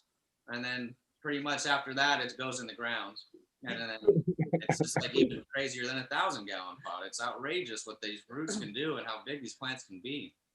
Now, when you guys are growing the trees, is it best to grow it straight in the ground, or do the pots actually work better? I think straight in the ground overall is definitely better. I mean, when you get up to when we got up to like 1,000-gallon pot sizes, like that's pretty much like you're in the ground. Like as big as the trees get out there, the roots, they never get too root bound in those pots. They're happy still. But even on like some of like the 400 or the 600-gallon pots, it's a noticeable difference mid-season, like right before you're going into flower, when these plants are at their peak of growing, the roots have really overtaken that whole thing. And compared to a plant that's in the ground, and the roots never had to trip out, never had to turn and circle, they're just constantly spreading out and finding their nutrients, their water. It's definitely better going in the ground, I feel like. Yeah. And besides even the size of it, being tapped into the ground, there's something to do with that. When there's tapped in and there's other plants around, we've seen a difference with our homie Green Shock. He's been real serious with nature. All his gardens are very natural, and he's got native plants all over the garden, California native plants. Like, he's very into the native plants and other style plants instead of just cannabis. And there's something going on that we've seen over the last couple of years with the roots all intertwined together and these plants all being in the same ground. Yeah, and it's like he's, Green Shock Farms, they've been able to, like, with the tropical sleigh ride, pulling, like the high terpene awards and stuff like that. With some of those native plants that are out there, like the Clevelandy sage and these different things, when you go and rub the leaves, man, it smells so powerful. It's so good. And all that plant, all the roots and everything just interwebbed and connected in the full soil web. Like, it's definitely super cool to see that. And I think it helps. And I think the plants are, it makes them just another state of even more happy, Right. Well, like Tom, I was going to ask you, Tom, with this, a lot of these plants can actually work as anti, for bugs and animals and stuff like that, right? They almost become repellents, which also protect the plants, right? Yeah, absolutely. You can add a whole bunch of different plants to your garden. You can add lavender, chamomile, lemongrass, all sorts of different plants that can actually help with bugs, as well as help even provide additional aroma and terpenes to your plants. It's sort of like growing cannabis or hemp in a place that's been radioactive or high in heavy metals. It's going to absorb the heavy metals and everything from the ground, while the other plants that are around it are going to provide a symbiotic relationship too. And I definitely agree with Mendo Dope Boys. In the ground is by far better than in a pot. I actually have been working on doing 45-gallon pots the past couple of years, where I take the 45-gallon pot and have removed the entire bottom of the pot, put it over some nice prepared soil. So it ends up growing directly in the ground, but it starts in the 45-gallon pot above the soil and then grows into the ground as it needs to. And we've had some pretty good luck with that. I've been seeing some good 10 to 12 footers. Don't want to go too much bigger than that around here, unfortunately, because of the mold, as I mentioned. But I definitely agree that in the ground is by far better than directly in a pot. And plus, when we're talking live soil, right? This is the one thing that I think a lot of people fail in live soil, because I tried live soil, didn't work out for me. It was too this, it was too that. And I'm thinking, man, it's almost soil that just it's all on its own. It's better, like it gets better as it goes. I'm like, how are you fucking it up? I'm like, did you put anything else in with your plants? They're like, no, what do you mean? I'm like, did you put any moss or any?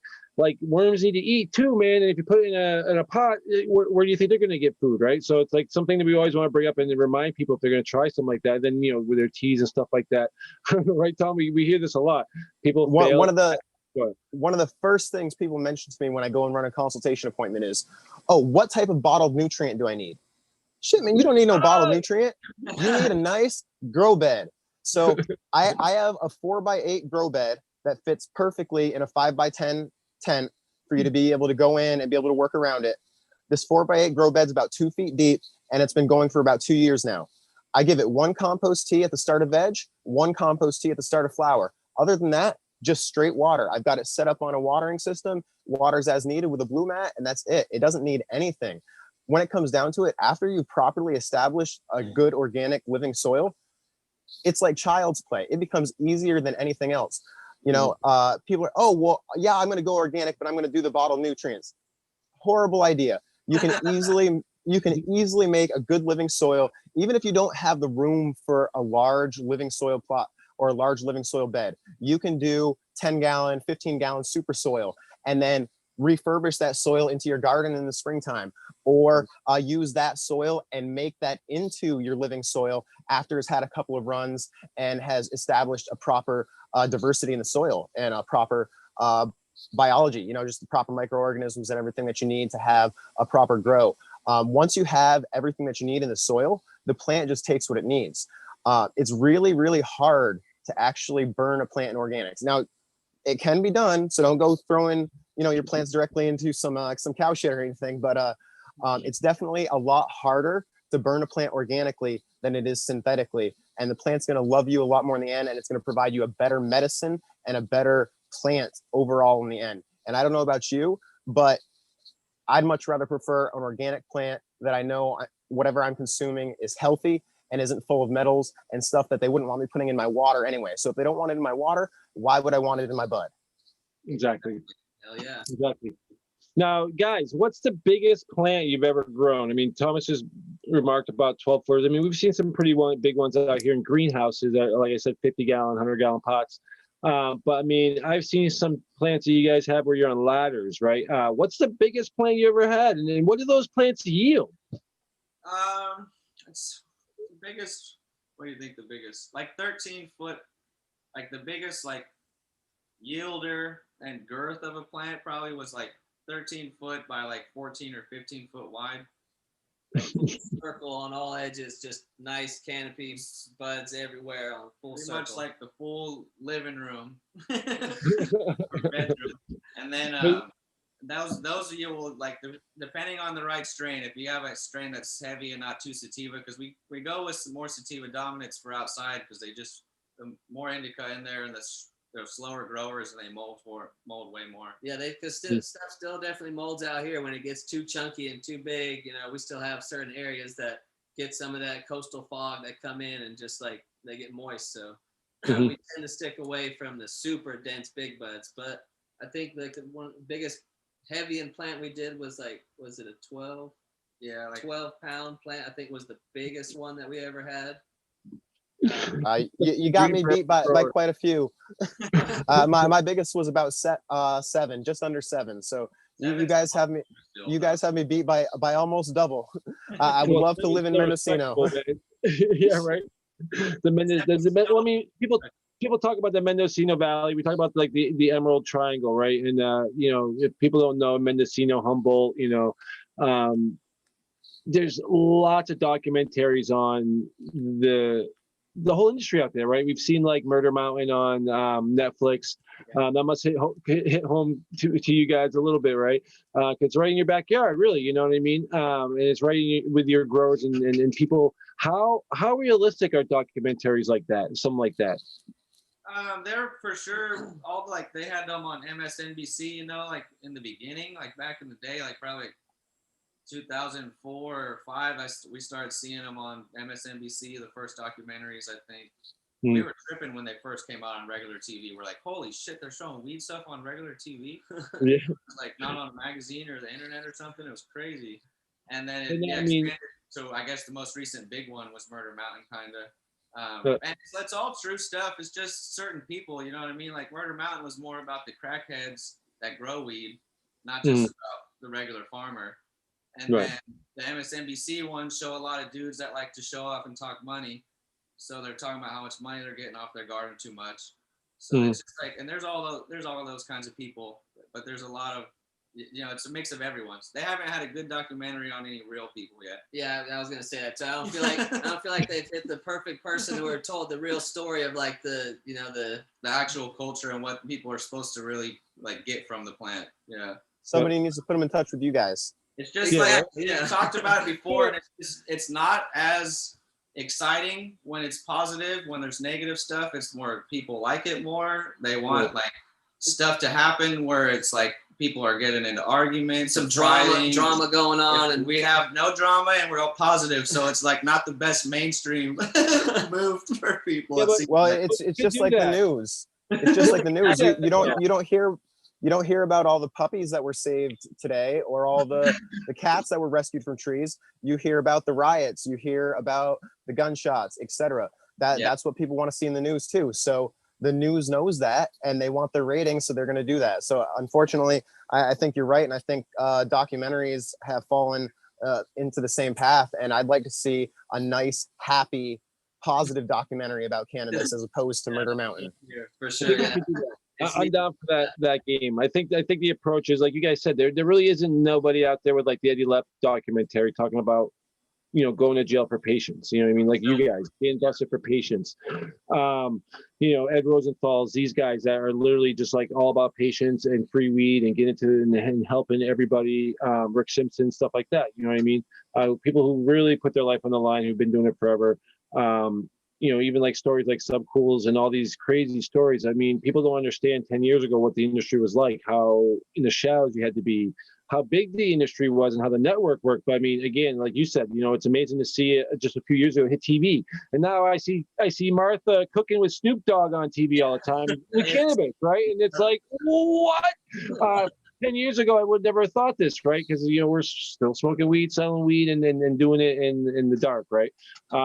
Now it's a whole new industry, which is great. You guys, the music is great. I can't wait to hear all the new tracks that you're going to release. And thank you guys for what you do again, because like you guys nailed on the head. It's too much. Everybody's more interested in these crazy stories of violence and drama and all this stuff. And even with our music and our culture, even look at our hip hop culture. We've kind of gone away from like the stories of love and brotherhood and the streets and weed from. Back when I was a kid, it was all these like kind of like anthems. Hip hops were like anthems and stories and unique things. And now it's just about kind of like going to the club and throwing money around in my Bentley and smacking asses is kind of like where we're at now. And it's like we lost the story. They listen to it to escape everything, and they want to just like picture them. Oh yeah, I'm balling right now. I'm in my happy mode. But it's like that's the kind of hip hop that we grew up on. That like dope, like real story stuff, and like it had a meaning and a message to the music, and that's like. When we started really getting into like full serious cannabis culture music and like, because back in the day everyone looked down on like telling everyone what we did. You're not supposed to talk about the garden and you're not supposed to show people this or tell them what we're doing. But it was like, as we got into it more, it was like, we knew what we had to do that. It's like, we had to be real about what we were doing and who we were and just like showing people the real side of the culture. So we just like got fully into cannabis culture music and just took it really deep and like tried to do something like you're saying, educational, that people could put it on and actually, learn how to grow a plant or how to trim or whatever it would be, making a tea or anything, it's like, we just try to incorporate stuff that's like it's really dedicated to the culture, people like us. And like, that's why a lot of mainstream people don't understand our music or get into it that much because they just don't understand what we're talking about. But I feel like as it's catching on more and more people are getting into it, especially like realizing about organics and you don't need these chemical bottle nutrients to grow big trees and and have good product. It's all about genetics. It's good strains and it's healthy organic soil. That's where it's at. Yeah, I think you guys have hit the nail on the head with your message and what you guys were aiming for as far as providing an educational message through music. Because I mean, like I mentioned before, my 8-year-old listens to your music, so she can be walking through a hemp field pulling males while singing "This is how we grow," or "This is why we grow." Even so, she's just hanging out in the fields and loving the plants and everything, and just singing along to your music. So like, I have a Vermont Grow Coaching playlist on Spotify, and if you go through it, you see like half of the music is your music. Why? Not because I don't like other music, but because I want to listen to music about what I love, and what I love is cannabis. So I'm listening to you guys about cannabis because you guys are the influencers that I want to listen to, that I want my kids to listen to, because there's so many of those other influencers out there that are just like, oh, look at my money. Oh, I got this much money from selling BHO this month. Check me out. Woohoo, look at my Bentley. And that's not what it's supposed to be about. It's just like the influencers. I actually get offended when somebody calls me a cannabis influencer, because I consider a cannabis influencer to be some lady in skimpy clothing with a bong in her hand. Because in reality, if you look on Instagram, if you look on, Cannabis, wherever, that's what you see as an influencer. And I want to see more educators. I want to see the cannabis educators in the industry, not the influencers that are sporting it as a recreational product and as a party drug. I want to see people that are actually in the industry like you guys that can actually provide an education to the people, and those need to be the influencers that people need to see going forward, because that's what's going to bring this plant to the forefront of the industry and the forefront of America where it needs to be. Yes, thank you. Thank you, Tom. No, for real, it's all throwback too. Like you said, it's fun, throwback, easy listening, and it's great music. It's educational, and it's what we do need. I'm glad you brought that thing up about the influencers, Tom, because there's been with our social media day and age, right? We had good influencers before. It's kind of like we're talking about our change in our days and age, right? Now our influencers are the guys who can make the biggest jackasses of themselves on TikTok. You know what I mean? And those are the guys getting 3 million views, and yet, even you guys, you're putting out Grow Series videos, right? And how many people are really pay attention to what we do? You know what I mean? Like if we can have a ridiculous influencer put on a little dance video and she have 3 million views in the next 30 minutes, and here we are trying to educate people, and we're going to get 300 views. You know what I mean? And that's a big difference, and that's where you're totally right, Thomas. We look to. We're looking for the drama. We're looking for the sexual nature of things. We're not looking for an education. Nobody wants to be educated. We all think we know what we know, right? But want to spend the time to learn anything else. It's like there's a big group of us that do, but not a huge enough group. It's not mainstream yet. But and so many people are stubborn and stuck in their damn ways. Nobody wants to frickin' listen. We're trying. We come from multiple angles. We come from the medical angle. We come from the legal angle. We come from the growers angle, and we also come from our guest angles, which is you guys. Which again is it's been an amazing story. You've been through the systems. You've been in the industry. You've seen it all, and you've worked with some of the best guys in the industry, which is what humbles me about having you guys. It's like with Eddie, Subcool, the artists you guys got to work with. It's also another amazing list. Perez Brown, Marlon Asher, Pato Banton, and you guys have so many more. If you guys go again on the YouTube or any place where you can find videos, you'll find videos with you guys. We're going to play one at the end of the show after we do Thomas's clip. So guys, stay tuned. We'll play 707 just because it's one of my fun bounce around songs too. And then only if you dance to it, Joe. I will dance, man. So new music, like you said, you're going to drop a new single the first of every month up until 420 when we hear the new album. Now this album again, was this brought into the garden? This was recorded live? Yep. This one was recorded live, and what was really cool about this album is instead of just setting up in one garden and recording the full album, like the first 2 seasons we did was at our house in the personal grow. The third season we did up on the permitted grow on top of the mountain, and then this one we traveled around to I think 4 or 5 different gardens. So we brought our studio out to this garden and set up and recorded, went over to this other mountain to do this one. So we wanted to really try to capture a lot of the just that culture vibe of being with different people and the real people that we know, just a select few that wanted to have us bring our music out and that we could really rock out at and do some stuff. So I feel like it's really cool. And, this album being, a special, dedication to Subcool, like, we wanted to really, there was certain ideas that we wanted to touch on. There was things that, we talked about with Subcool. Like after we did the TJ 10-pack of Mendo Dope album, we talked about doing a part 2 and doing more strains and having fun with it. And it just kind of never happened with all the stuff that was going on. So instead of going the route of like doing a bunch of strains and how things kind of ended out, and we just wanted to more represent and capture like the movement, the culture, and what we really stood for, and like what we talked about. And like I think there's some really great songs in the mix. Like I'm super stoked on the feedback that we've got so far on the first single, the agricultural racism. Like, just trying to, with the music, trying to become the plant, just trying to speak from the plant's point of view and just tell people the real side of it and hit them with that positive side, but also educating them on what's going on and having them really listen, So it's been amazing. This one came out so cool though. I'm so stoked. Everything, being able to go to different gardens, it was awesome. And being around different strains, different smells, different styles of people, how they grow. Like it was dope. It's really culture-based album. And I think it's going to be something that the Weed Nerd Nation is going to be jamming. Now you guys are independent artists on these albums, right? Yep. Yeah, we got it. We kind of like, we own our own label and our own distribution company that we've had for a while. After we were with Reek Daddy, we had a friend that helped us get going. And then once we had enough sales, we were able to get our own label. So we're kind of like have everything we need to be fully independent. And there's a couple different things we've thought about, and we've had different offers from big companies before that we haven't took because most of it's bullshit. So far, it's like, it seems like we might not have to even really kind of worry about it. Just keep pushing. Just keep pushing it, and just keep doing what we're doing. Well, Lily, we've seen a huge rise of independent artists in the last few years, especially in the music industry. As we all know, I'm from the music industry, which is great because the major labels, they really change the music. They change everybody's careers. They change everything, and it doesn't stay what it was. You know what I mean?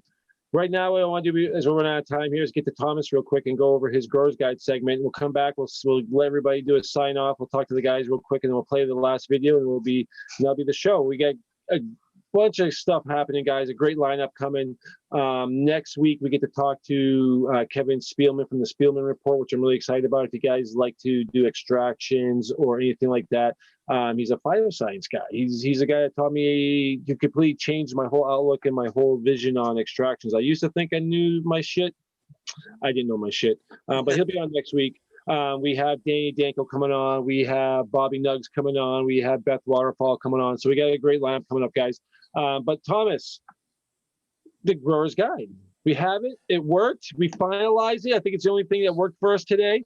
And that wasn't easy as well. So let us know what you got for us today, Tom. So today we are doing super soil. So this is for all of the growers who are growing in their small 4x4 tent or 2x4 tent or whatever the case may be, only have room for a couple of plants and only have room for about a 10 or 15 gallon pot. I definitely prefer living soil as a preference, but this is a quick and easy way to make an organic soil that is water only. And when you're done with it, you can just, again, put it in the garden or reuse it and re-amend the soil to be reused again and eventually develop it into a living soil if you want. So really quick video, just giving you a quick and easy super soil with only 4 ingredients, and there's no cook time for the soil. So as soon as you're done mixing it up, you can put your plant right in and get ready to go. All right. Well, here it is. The Growers Guide of the Week, guys, with Thomas Marco of Mykal Rose.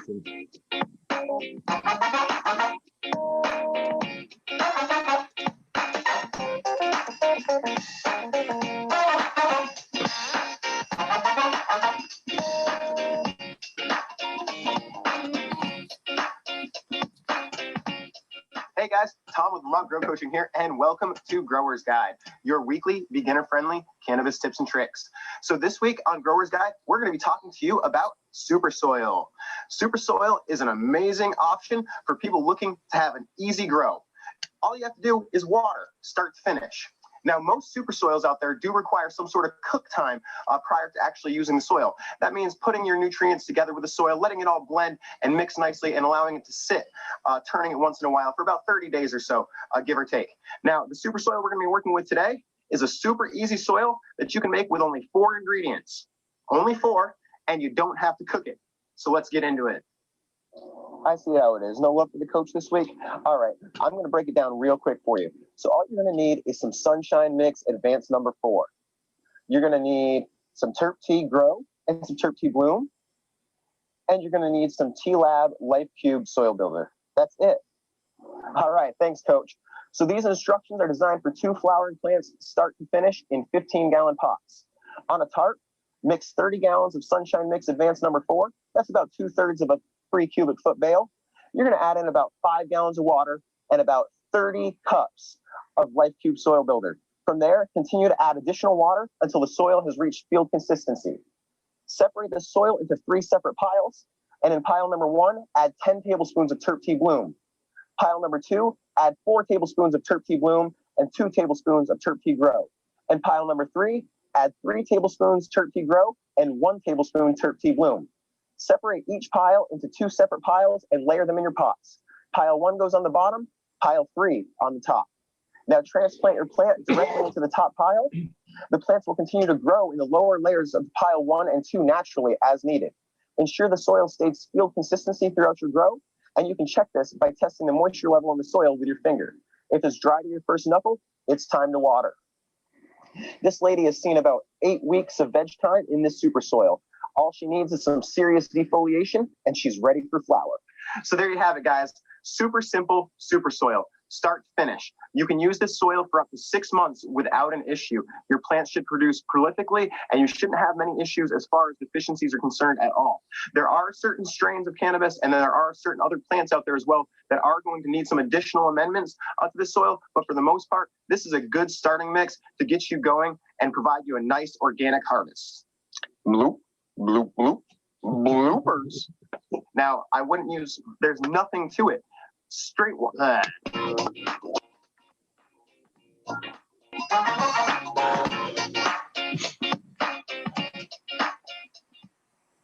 Thanks for tuning into Grower's Guide.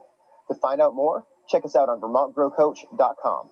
You can also find us on Facebook, Instagram, and a lot of other platforms. See you guys next time. All right, super soils. Now you're saying it lasts about 6 months, so basically you can almost get you through a whole growth cycle, right?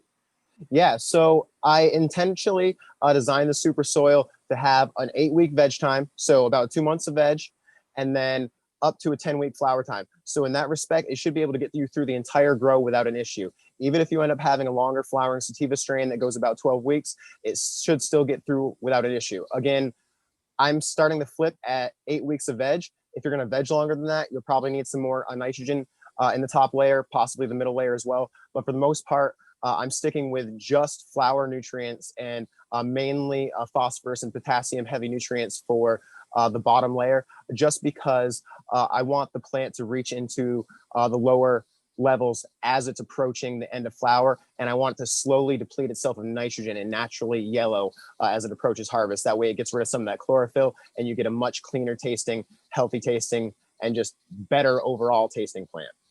I like how you said naturally yellowing. I think a lot of people freak out when they start to see their plants yellowing towards the end of flowering. Again, that's natural, right? Absolutely. It's natural to see all sorts of deficiencies towards the end of flower. In fact, when I harvest a plant, I want the buds to look nice, but I want all the leaves to look like shit. I don't want any of them that are left to look good. Some of the trim leaves should look good, but the fan leaves and everything, for the most part, they should be deficient. They should be showing signs of yellowing. They should be showing signs of turning crimson from phosphorus deficiency, even cold weather as well. The plant itself should look like it's dying. Towards the end of the flowering cycle, as the plant approaches its finish like that, it's going to produce more THC, more trichome heads, because it's trying to protect itself in its last stages. Right, and a lot of people don't understand that. I've seen questions in the last few years all over Facebook and social media about, why is my plant doing this? And then you see people being like, oh, give it nutrients. And you're like, no, he's going to take it down in a week. No. So those are a lot of little ends and tips and tricks that people don't really realize. I think a lot of the growers keep those little tricks to themselves, when we're dealing with newbies. But it's natural. I mean, there's cycles and there's ways the plants are going to respond, and they talk to you, right? We talk about deficiencies. You can read deficiencies and you can read what's natural very easily. The plant's happy, right? I like how you said that, Tom, because a lot of people get really weirded out in that stage, I think, right? And when we talk about, dropping that chlorophyll, dropping the sugars, stopping the feedings, and then just flushing them right out, right? People get really worried. And then when they start changing colors, it goes really weird. Dan, Bleezy, what is you guys' favorite strain? Like to smoke, to grow, whichever. This is something I want to know. Just out of curiosity, man. It's so hard. We keep trying to figure it out ourselves. It seems like every year there's like another 10 new strains that come about out of the crew's work and everything. And it's like, I don't know. Now it's like, it's really hard to say like a favorite one. Like there's always like a top at least 5 or 10 or something. I don't know. But all right, well, give us your 2020 last year's top 5 strains that you guys have been able to enjoy or grow, or whatever. What do you think's been the top 5? We did we saw Leaf Leads and we did their coverage a few weeks ago with the Green Nurse. Let's hear what you guys got out there. Top 5. I'd say one of them in there's got to be Purple Candy Cane. Purple Candy Cane is a strain that's one of the ones that Green Talk made. That's one of the house strains that we have. It's a mix of lavender, Agent Orange, some kind of blueberry thing. There's even a little blue dream hiding in the back of it. It's like a couple other things. It's a crazy complex one. It's like the first time you can pick it a week early, it tastes different than when you pick it normal, and then the week later there's a little different flavor, and then even as it cures, it slowly changes flavor where it's almost never the same exactly as you smoke it. It's changing in a cool way where you get different tones of the wholeness. It's so complex, it's crazy. So you just pinpoint different things. It makes it really cool. There's always, like, in the top 5 would have to be one of the Kushes, some kind of Kush. There's a million different kinds of it, but a real OG Kush, super nice, especially indoor. Outdoor is almost, for some reason, on the regular OG Kush is never quite the same as indoor is. And which is hard for us to say because we're all about outdoor, but there's some strains that do a little better indoor. They just have a little pop to them. Yep. No one will ever disagree with a Kush. It's got to be in the top 5 always, some kind of Kush. It's got to be in the top 5 for sure. Yeah. Another one I was going to say is one of the tropical sleigh ride phenos that I really like is the Pog, Passion Orange Guava.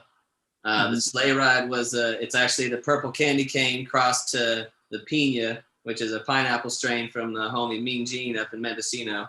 That Passion Orange Guava is so just super flavorful. It's not like a heavy one that's going to knock you out. And we don't really trip on strains. They don't always have to be the most potent for us. They're not always about THC. We love our terpenes a lot.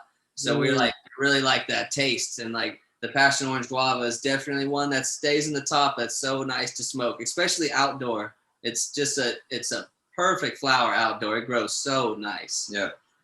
That one. Then there's another one called Orange Turpentine. That one's got to be in the top 5 too. That one's like a orange peel soaked in kerosene. It is crazy loud, strong. It almost burns your tongue when you're smoking it. It's very sharp, very zesty, super zesty. Definitely zesty, delicious. Oh, yes. And I think like always different phenos and new strains come in every year. There's like a favorite of the season or whatever. Like one of my favorites right now that we've been smoking on is actually one of the Mendo Dope plants that we started from the original seeds that we made with Subcool on the first time that we made the Mendo Dope strain. Because like during the fires, all those seeds got burned up sadly, and we had to recreate it again. So we still have some seeds of the original batch. So we sprouted some of those for this season in the personal grow, and the pheno came out so nice. We're really stoked on it, and it's special. That's one that I've been kind of keep going back to and keep smoking on. Yeah, the fires, I mean, the havoc that the fires had made out there, especially for our industry, our growers, our cultivators, like you were saying, even with Subcool, I know he lost numerous strains where that was the mom, you know what I mean? The strain ended in those fires for not only just Subcool, but a lot of cultivators, right? And for you guys to be able to recreate that, that's amazing. That's a list, man. And half of those we haven't even heard about here yet, really. That's the thing is like so many of these new ones that we're hooked on are ones that are like our house strains. Like there's only a few new ones out there that we enjoy. Like we smoke the Runts. It's mediocre. We smoke the wedding cakes and the ice cream cakes, and that shit's medium. It's pretty cool. The wedding cake by itself's better than any ice cream cake and all this other crappy cake shit. Yeah, I'm enjoying the wedding cakes right now, and some of the unique crosses that brings. It's just a nice. I like the buzz. I like the high that wedding cake gives you. It's almost pretty nice. It gives you a little bit of that indica heavy fucked upness, but you want to go do your dishes still. You're like, what the fuck? I don't know what's wrong with you, Joe. I never want to do my dishes. Ew. I got kids for that. That's what a 15-year-old is for. Yeah, unfortunately, my kid's not old enough to do that quite yet for me. But no, guys, I appreciate your time today. It's been nothing but amazing. I would love to try to get some of these strains to our strain of the week guy, who was supposed to start today, but due to my computer malfunctions today, we weren't able to get the videos done. But if it's ever something you want to do, he's out in California. We'd love to cover one of your favorite strains if you want to kick him up a few nugs and have him come down and meet you guys. It'll be great. So guys, that again, the bud grower Justin will be on with us from here on out. We're just taking on a lot of production from on the East Coast for him on the West Coast. So now that's the fun part. And if anybody's ever rendered video before, then as you guys know, it can go in 20 minutes or it can go in 10 hours. It's really up on how it feels day. So, and I got caught in a 10-hour day. So we'll have all those videos back up later, guys. I want to give everybody a few minutes to sign off. Tell everybody where they can see themselves, find themselves, and what they're up to. I know Sherry has a show this evening that's going to be a really unique show because one of my favorite guests is going to be on her show. A nun, you know what I mean? So it doesn't get any better than a cannabis nun, I don't think, right? When we're talking about, we talk about medical professionals that are cannabis related. When the Pope starts smoking cannabis, the world would be a different place, right? Oh yeah. So fascinating about her story is that she came off, this is her 1-year anniversary off of all opioids. She was on 400 micrograms of fentanyl every 36 hours. And it took us about almost 2 years to get her off of the fentanyl. Isn't that enough to kill somebody almost? It would kill me. That's a high dose. I used to work in the intensive care unit before I became a medical cannabis patient and couldn't work in the system anymore. And 400 mics of fentanyl can be a surgery, can be enough of a narcotic to do an entire surgery, entire 1 to 2 hour surgery. Seriously, it's that strong and potent. Mm-hmm. So she's really inspirational. She is so excited to share. It's going to be fun. Yeah, and the plant has brought her back to the church. So that's the part that's so cool. She's truly elevating the plant and spreading the message. And she's going to be talking about religion in cannabis and spirituality in cannabis, which will be really cool. So join us tonight at 8 p.m. Sister Suzanne Carroll. Yeah. We'll also join you guys every morning at 8 a.m. For your AFA days, right? And then one thing I really want to point to everybody is the Terpene Tuesdays. We're about education. Every segment you guys do has a different focus, but every Tuesday is about terpenes. If you guys want to get a little bit more educated on terpenes and how they interact with your body, you hear us talk about it a lot. You heard the Mendo Dope Boys talking about, terpenes. It's not always about the THC, guys. It's not always about just getting high. There's flavors. Terpenes have huge medical benefit and value to you in your endocannabinoid systems, right? It all works hand in hand. So Tuesdays, and we're working with you guys on that. So we'll be pushing that along as well. The part that's cool too is we're Monday through Friday, every morning from 8 to 8:15 a.m. It's your daily dose of AFA. And AFA is absolutely fucking amazing because that is what you are. Yes. So truly, we are bringing hope and inspiration for growth and healing. Mark has a bestseller book called AFA. Absolutely fucking amazing. Living a life you love. There you go. Yeah. All about tools, tips, and tricks, how to nourish your endocannabinoid system, how you can get out of the mindset of no, step into life and say yes. Say yes. Say yes. Oh, yeah. So yes. Awesome. And Facebook, website. Yes. Instagram. Sorry. Yep. So we are on Facebook, we're on YouTube, Instagram, LinkedIn, Twitter. Our website is www.thegreennurse.com. And Masters of Cannabis, right? That's going now, right? Say that again. The mastersofcannabis.org. Masters. Yeah. No. Yeah. Yep. Just like, I'm really pushing hard the mastersofcannabis.org with all the other platforms with issues. It's another great platform. Yes, we just got on that. Thank you. On there. Just got on that platform. I forgot. I was like, boink. Yeah, it's like a Monday. It's like the beginning of the year. It's just like an extended Monday for all of us, right? Thomas, I believe you have a show coming up too as well, right? Yep. So I am actually on the 20th. I will be on, I was going to say the Toking Dead, but they can't call themselves that anymore, I suppose. So Still Toking with the Dead. I'll be on their show on the 20th. So that's going to be fun. I was also talking to Sherry about potentially being on her show as well. So that's going to be nice. I'll definitely enjoy that show for sure, because I absolutely love everything that Sherry and Mark do and the education that they provide to everyone. You can find me on VermontGrowCoach.com. You can also find me on Facebook, Instagram, LinkedIn, Twitter, Cannabis, Masters of Cannabis for my segments on the In the Weeds section on the In the Weeds page, as well as YouTube for my segments on the In the Weeds page. And you can contact me directly at 802-342-5381. But I did have one quick question for the Mendo Dope Boys before we depart, because I do know that a lot of my clients are going to be asking me this question. So I want to make sure that I get this one out there.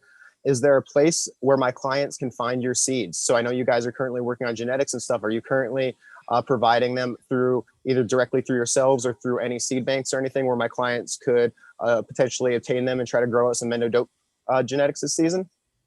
Yep. Yes. The spot that you can find them on is theplantersofThetrees.com. Perfect. Easy to remember. Perfect for stoners. I might have to get my hands on some seeds and give it a try. You know me, baby. Awesome. Well, thank you, Thomas. And Thomas, I can't wait to see the story with the Green Nurse, because a lot of people don't know Thomas is also, not only is he the coach, but he's also a patient, right? I am. Yep. I'm also a medical patient. I was a DARE kid growing up. So, everybody else started listening to the Mendo Dope Boys back in 2013. I was a little bit later. Sorry, guys. I didn't start listening to you until about 2017, but I still love all of your albums, every single one of them. But I was a DARE kid growing up. One of my role models was an officer that would come to our school and talk to us about how cannabis was bad. And I would go home and I'd watch my family members party, and I get called out at 2 o'clock in the morning to fix the computer. But what was wrong with the computer was the monitor wasn't on. So, they're out there partying, and the issue wasn't the cannabis. The issue was the alcohol and the other drugs that were going on. But I could smell the cannabis. So for me, 2 and 2, makes cannabis bad, So for me, I was always against it until I became a caregiver for my mom. My mom actually came to me and said, I need help. The stuff that I'm getting from the dispensary does not work. The stuff I'm getting on the black market works better, and I don't know why. Can you help me? So I became her caregiver, having a farming background and having no interest in cannabis whatsoever. And I'm like, okay, yeah, we're going to grow this indoors for you because that's what the state says we need to do, and we're going to keep it under lock and key, blah, blah, blah. And we're going to get you 8 ounces off your first grow, because that's what the website said with the seeds. And it was maybe an ounce, maybe. So she was very, very disappointed the first time around. And I'm the type of guy that doesn't give up. And I really wanted to help my mom. So I tried again and again and again, and eventually grew to love the plant. At that point, I turn around and become a patient myself when I realized how much it can actually help me too. I don't want to give away my full story. I'll save that for Sherry's show. But for the most part, cannabis has, for lack of a better word or back of a better term, saved my life. I wouldn't be where I am today without it. I wouldn't be as successful as I am today without it. And I wouldn't be the dad and the husband that I am today if it wasn't for my medication daily. And I'm happy to say that unless I'm doing something like going under the knife for a major surgery, cannabis is all I use for medication, and it's all I need. Which is amazing. It's an amazing story, guys. Please, hopefully you guys can all catch that, because Tom does have an amazing story. And with Tim, he was just on telling his story recently, who also has another amazing story. Tim, tell everybody how they can get a hold of you. VermontCannabisSolutions.com, Google Tim Fair, give me a call. Tim at VermontCannabisSolutions.com, however you want. I'm pretty easy to find. If you guys want to catch the show with Tim and the Green Nurse, it is on YouTube, correct? Yes. Yeah, that was a great show. That was a lot of fun. Yeah, it was an awesome show. I really enjoyed that. Sure. Yeah, it was good. Really good. Well, I mean, with the Green Nurse, though, you guys talk to patients and you get the patient aspect of it, which is something that we really miss. We try to get a lot of patients onto our show, but it's hard for people to talk to us about that.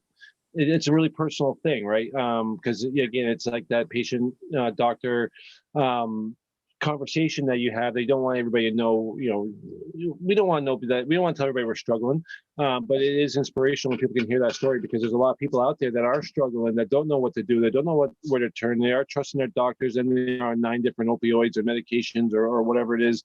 400 milligrams of fentanyl is an old nun, little old lady, you know what I mean? Like, what the fuck is the doctor's thinking, right?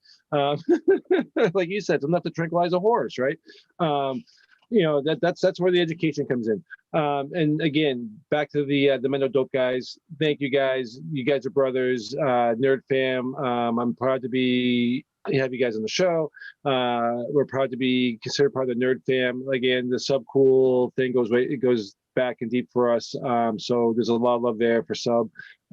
As everybody knows, if you don't know the story, you do. If you do, you don't. But if you guys go back to our archives, we've had him on the show twice. He's been a guest here and there a couple of times, but like I said, we became really close to him, and his whole story is another amazing story. Like you said, the fires. He was one that got raided right at the end, where they did take everything of his in Arizona, in what we consider a legal state, working with a county. Working on a county project, right? We had what, 1 or 2 plants over a county got raided. They took everything literally right down to those high times trophies, guys. So when we talk about raids, we talk about the injustices done to people over a plant. You know, there's another great story right there. Old E, Bleezy, tell us where we can find you guys. Tell us about the music. Tell us, sign off. Tell us everything. You can do. Before Daniel starts. He's good at talking about all the links and stuff. But I want to say thanks to the Green Nurse guys for sure. You guys are doing an amazing job on getting the message out there to like people that want to listen to us for sure, and to another deeper level to get like nurses and doctors to start thinking different. Yes, and we're gonna have you guys. We want to have you guys on our show because we're creating. Joe will tell you about it. We're gonna read you a song that has been sung, and we want to change the lyrics to it. So I started working on it myself. So it's kind of like, I had problems with glaucoma, but then I got high. So it's like, it's that whole Afro Man song, but it's shifted towards the medical patient and how. So anyways, I'm going to stop. I'll let you guys finish, but we're going to contact you about our song because we'd love for you to be part of it. Yeah, we look forward to hearing from you guys for sure. Glad that you guys are doing what you guys are doing for sure. Awesome. It's actually funny you brought that up, Sherry, because I was going to bring it up at the end of the show, guys, and I'll just bring it up again. We are doing a video. It is Afro Man's Because I Got High. It's reworded. If you guys want to get involved with it, let me know. We have the emails, we have the wording, we have the beat. And what we're asking people to do is just take a quick video of you guys having fun singing the song. You can dress up. You can be as serious as you want, as crazy as you want. You can do it by yourself. You can do it with your plants. You can do it with 50 people. And we're going to compile all those and kind of do like the We Are the World kind of a thing and see if we can actually push and make a really cool video and get as many people involved in this little video and see how viral we can make it go. Because when you read the words, it's really patient-based, right? And it changes. It puts a great spin on such an epic song for our industry that, you know, I don't care who you are, I don't care where you're from, but you know this song. You might like it, love it, or hate it, but you always sing along, right? Like always, absolutely, always, always. Yeah, it's really fun. It's really fun. I get up and show up for life because I get high. The other thing I wanted to mention real quick, life I love because I get high. Right. So Sherry, yeah, it's kind of fun having the Green Nurse on with our show because they actually beat us out last year for best podcast, which, you know, I'm a little bitter about, but now we're combined, so maybe we can win it together this year. You guys go to NYCAN. There's a NYCAN award for the community awards, guys. It's for activists, products, podcasts, companies, social justice people, you know, everybody for the state of New England. So if you're in New England and you're listening to the show, you can go find it at, I believe it's right up in NYCAN's website. You can, there's a couple links in there. If not, you can find us on our social media pages. We're going to be pushing it. I think Tim was nominated last year. We were nominated. The Green Nurse Group won awards. We're going to try to get Thomas nominated, and hopefully we get an award this year because, you know, like you said, there's not a lot of people doing the work that we're doing. Everybody's trying to take the stoner fun, the TikTok approach to it. But it's education, man. There's recreation and there's medication, right? And to us, it's two totally different things, but we can live both together very easily, right? So back to the Mendo Dope Boys. Where can everybody find your links? Where can they find the music? And again, when's all the music coming out to us? All right. Well, you guys could, everyone could find us. We're on Facebook, Instagram, Mendo Dope Boys. You could hear the music on Spotify, Pandora, iTunes. Also, if you want to look at any merchandise that we have, also we have some hard copy albums. You can check out our website, mendodopemusic.com. And we're actually getting ready to drop. The next single is going to be February 1st for our new album, Weed Nerd Nation. We'll follow that up with a single on March 1st, April 1st, and the full album drops on 4/20. And exactly. And on top of that, what we worked on this year was our How to Grow Mendo Dope Volume 2, the No-Till Revolution. So we are planning on dropping that. We're looking at March 1st to dropping that one. It's going to be a 2-disc set. And on this one, we just basically go into showing people how to do a living soil technique, We just basically take you step by step from starting seeds all the way up to harvest, just like we did on our first DVD. And we just had some fun with it, just showing you, you know, straight organic living soil techniques. We have some cool strains in there, and we're very excited to be dropping that on top of the album that's coming out 4/20. So we got some cool things coming up this year. I really hope that things change and we can start getting back on the stage and do some concerts. But until then, we will be putting out a lot of music for everyone. We got some cool videos coming for YouTube, and we look forward to it. All right. Get that to Vermont when this is all over with, man. Yeah, we're ready. Yeah, We need to. Yeah, we got to go everywhere we can. We want to just show love and spread this culture vibe to the world. Oh man, once the gates open up again, I can only imagine what every event is going to be like. People are just going to be yearning to get out and then to see people and to get back to what we consider a norm. You know what I mean? Hopefully this next summer we guys can get some of the drive-ins and stuff like that. We're really worked out well last year. We've been to a few of them. So let's see where it goes. Everybody just stay safe, stay clean. We're going to play a track from Mendo Dope, the 707. Guys, tell us about 707. I know it's an older track, but it is kind of like the anthem, right? Yeah, for sure. You know, that was one of the goals with that one. We really want to just represent for, you know, our home base, you know, 707, our area code out here in the hills. And really that was for the Live in the Garden season 3, which was like, for us, it was like the album was almost like a celebration type of vibe where we made it to legalization. We're growing this garden now. Like, we want to have fun. This is the 707. Let's fucking party. Let's get up and rage. Let's have some fun. So that song was actually produced by Old E and Bleezy. And it was a super cool one. Yeah, I really like that song. It's definitely one for the 707. Dude, I gotta give Bleezy a shout out as a producer, as a DJ, as a music guy. Dude, the tracks are great, the music's great. I mean, it's really well put together. For you guys doing it on your own, being independent, it's awesome, right? Love all of it. So that's it, guys. We're gonna end on that note. Before you dive into that song, sorry, I did just want to say, crap, I forgot. Never mind. Go ahead. It's the weed. Well, we'll stay in touch, guys. No, I got it. Oh. Sorry, it was big too. We need to talk more with Dan and Brian here about having them come out to Vermont, because I will put up one of my hemp fields for them to have a live show in the field. Ooh, there we go. Incredible. We get every one of our clients there. It'd be amazing. I get all the absolutely. All right, really quickly, everyone smile. Family photo. Family photo. 1, 2, 3. Got it. All right, guys, and that's it. Thank you guys for another great show. Next week we have Kevin Spielman from the Spielman Report. If you guys want to check that out, the guy's just one of the smartest people I know, extraction guru. And he's going to break it down to not just types and ways to extract, but what comes out when it gets extracted. So when we talk about cannabinoids and we look for the entourage effect, and we really talk about really what's left in that distillate at the end that has any medical benefit, this is the guy you want to talk to. So it's going to be a great show. We got Danny Danko coming on. We got Bobby Nuggs coming on. We're going to be representing Northeast Leaf Magazine here shortly, which is going to be another great tie-in. So a lot of great things are coming on, guys.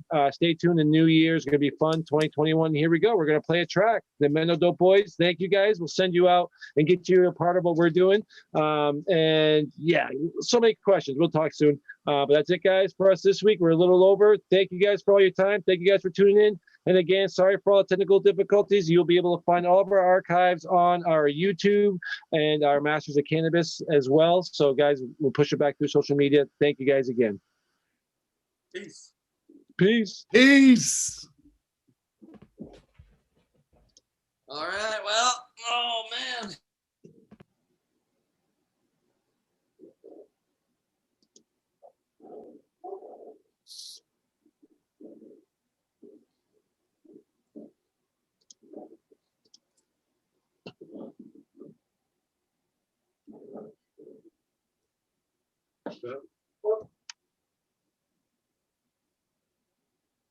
Well, look at the music. You guys hear it? Can you guys see it? Can see it, no audio. That is weird. I was just playing it too. We'll get it from another source here.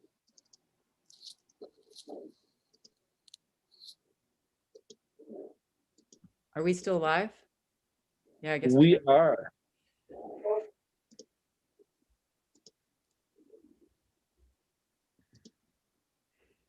We'll just have Old E spit it freestyle. Well, it's been unique because of the computer issues we've had. There we go. There you go. Don't forget to dance, Joe. He's so big. Walk in my shoes, see the way that I live, respect that I give. Back to the culture, no brown in my blunt and no love for the vulture. I hang with the growers, plays with the team. It's amazing how many we can save with the stream. Raised on the scene, down in the soil. It's a no-till revolution and we stay loyal to the game. Real cultivator from the hills. Learned about CBD and threw away the pills. So many we can heal, we can change, we can cure. Green dope growing 100% pure. Tea that I serve, popcorn, seed bubbling. Branches of the trees, big roots, what I'm shoveling. Crumbling my weed, I break it down and take a puff.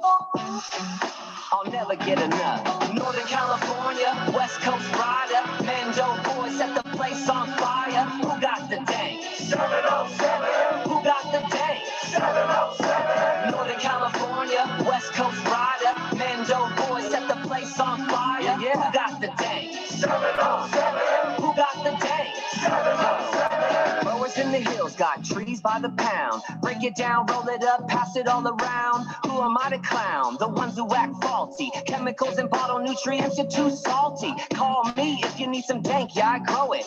One hit it, quit it, line pop, so potent. I like my weed funky, I roll them up chunky. Hop in the whip, take a ride to weed country. Rolling tea line burst by the gram. Bonds in the back, making bubble hash sand. Smooth like a puff of vanilla kush green. Might smoke scissor, but don't sip lean. Psychoactive THC, sticky goo. Emerald triangle, represent the crew. Kick it with the chosen few, rolling to the sound. Rooted in the soil, plant seeds in the ground. Northern California, West Coast rider. Mendo boys set the place on fire. Who got the dank? 707. Who got the dank? 707. Northern California, West Coast rider. Mendo boys set the place on fire. Who got the dank? 707. Who got the dank? 707. Northern California, West Coast rider. Mendo boys set the place on fire. Who got the dank? 707. Who got the dank? 707. Northern California, West Coast rider. Mendo boys set the place on fire. Who got the dank? 707. Who got the dank? 707. You know how we do.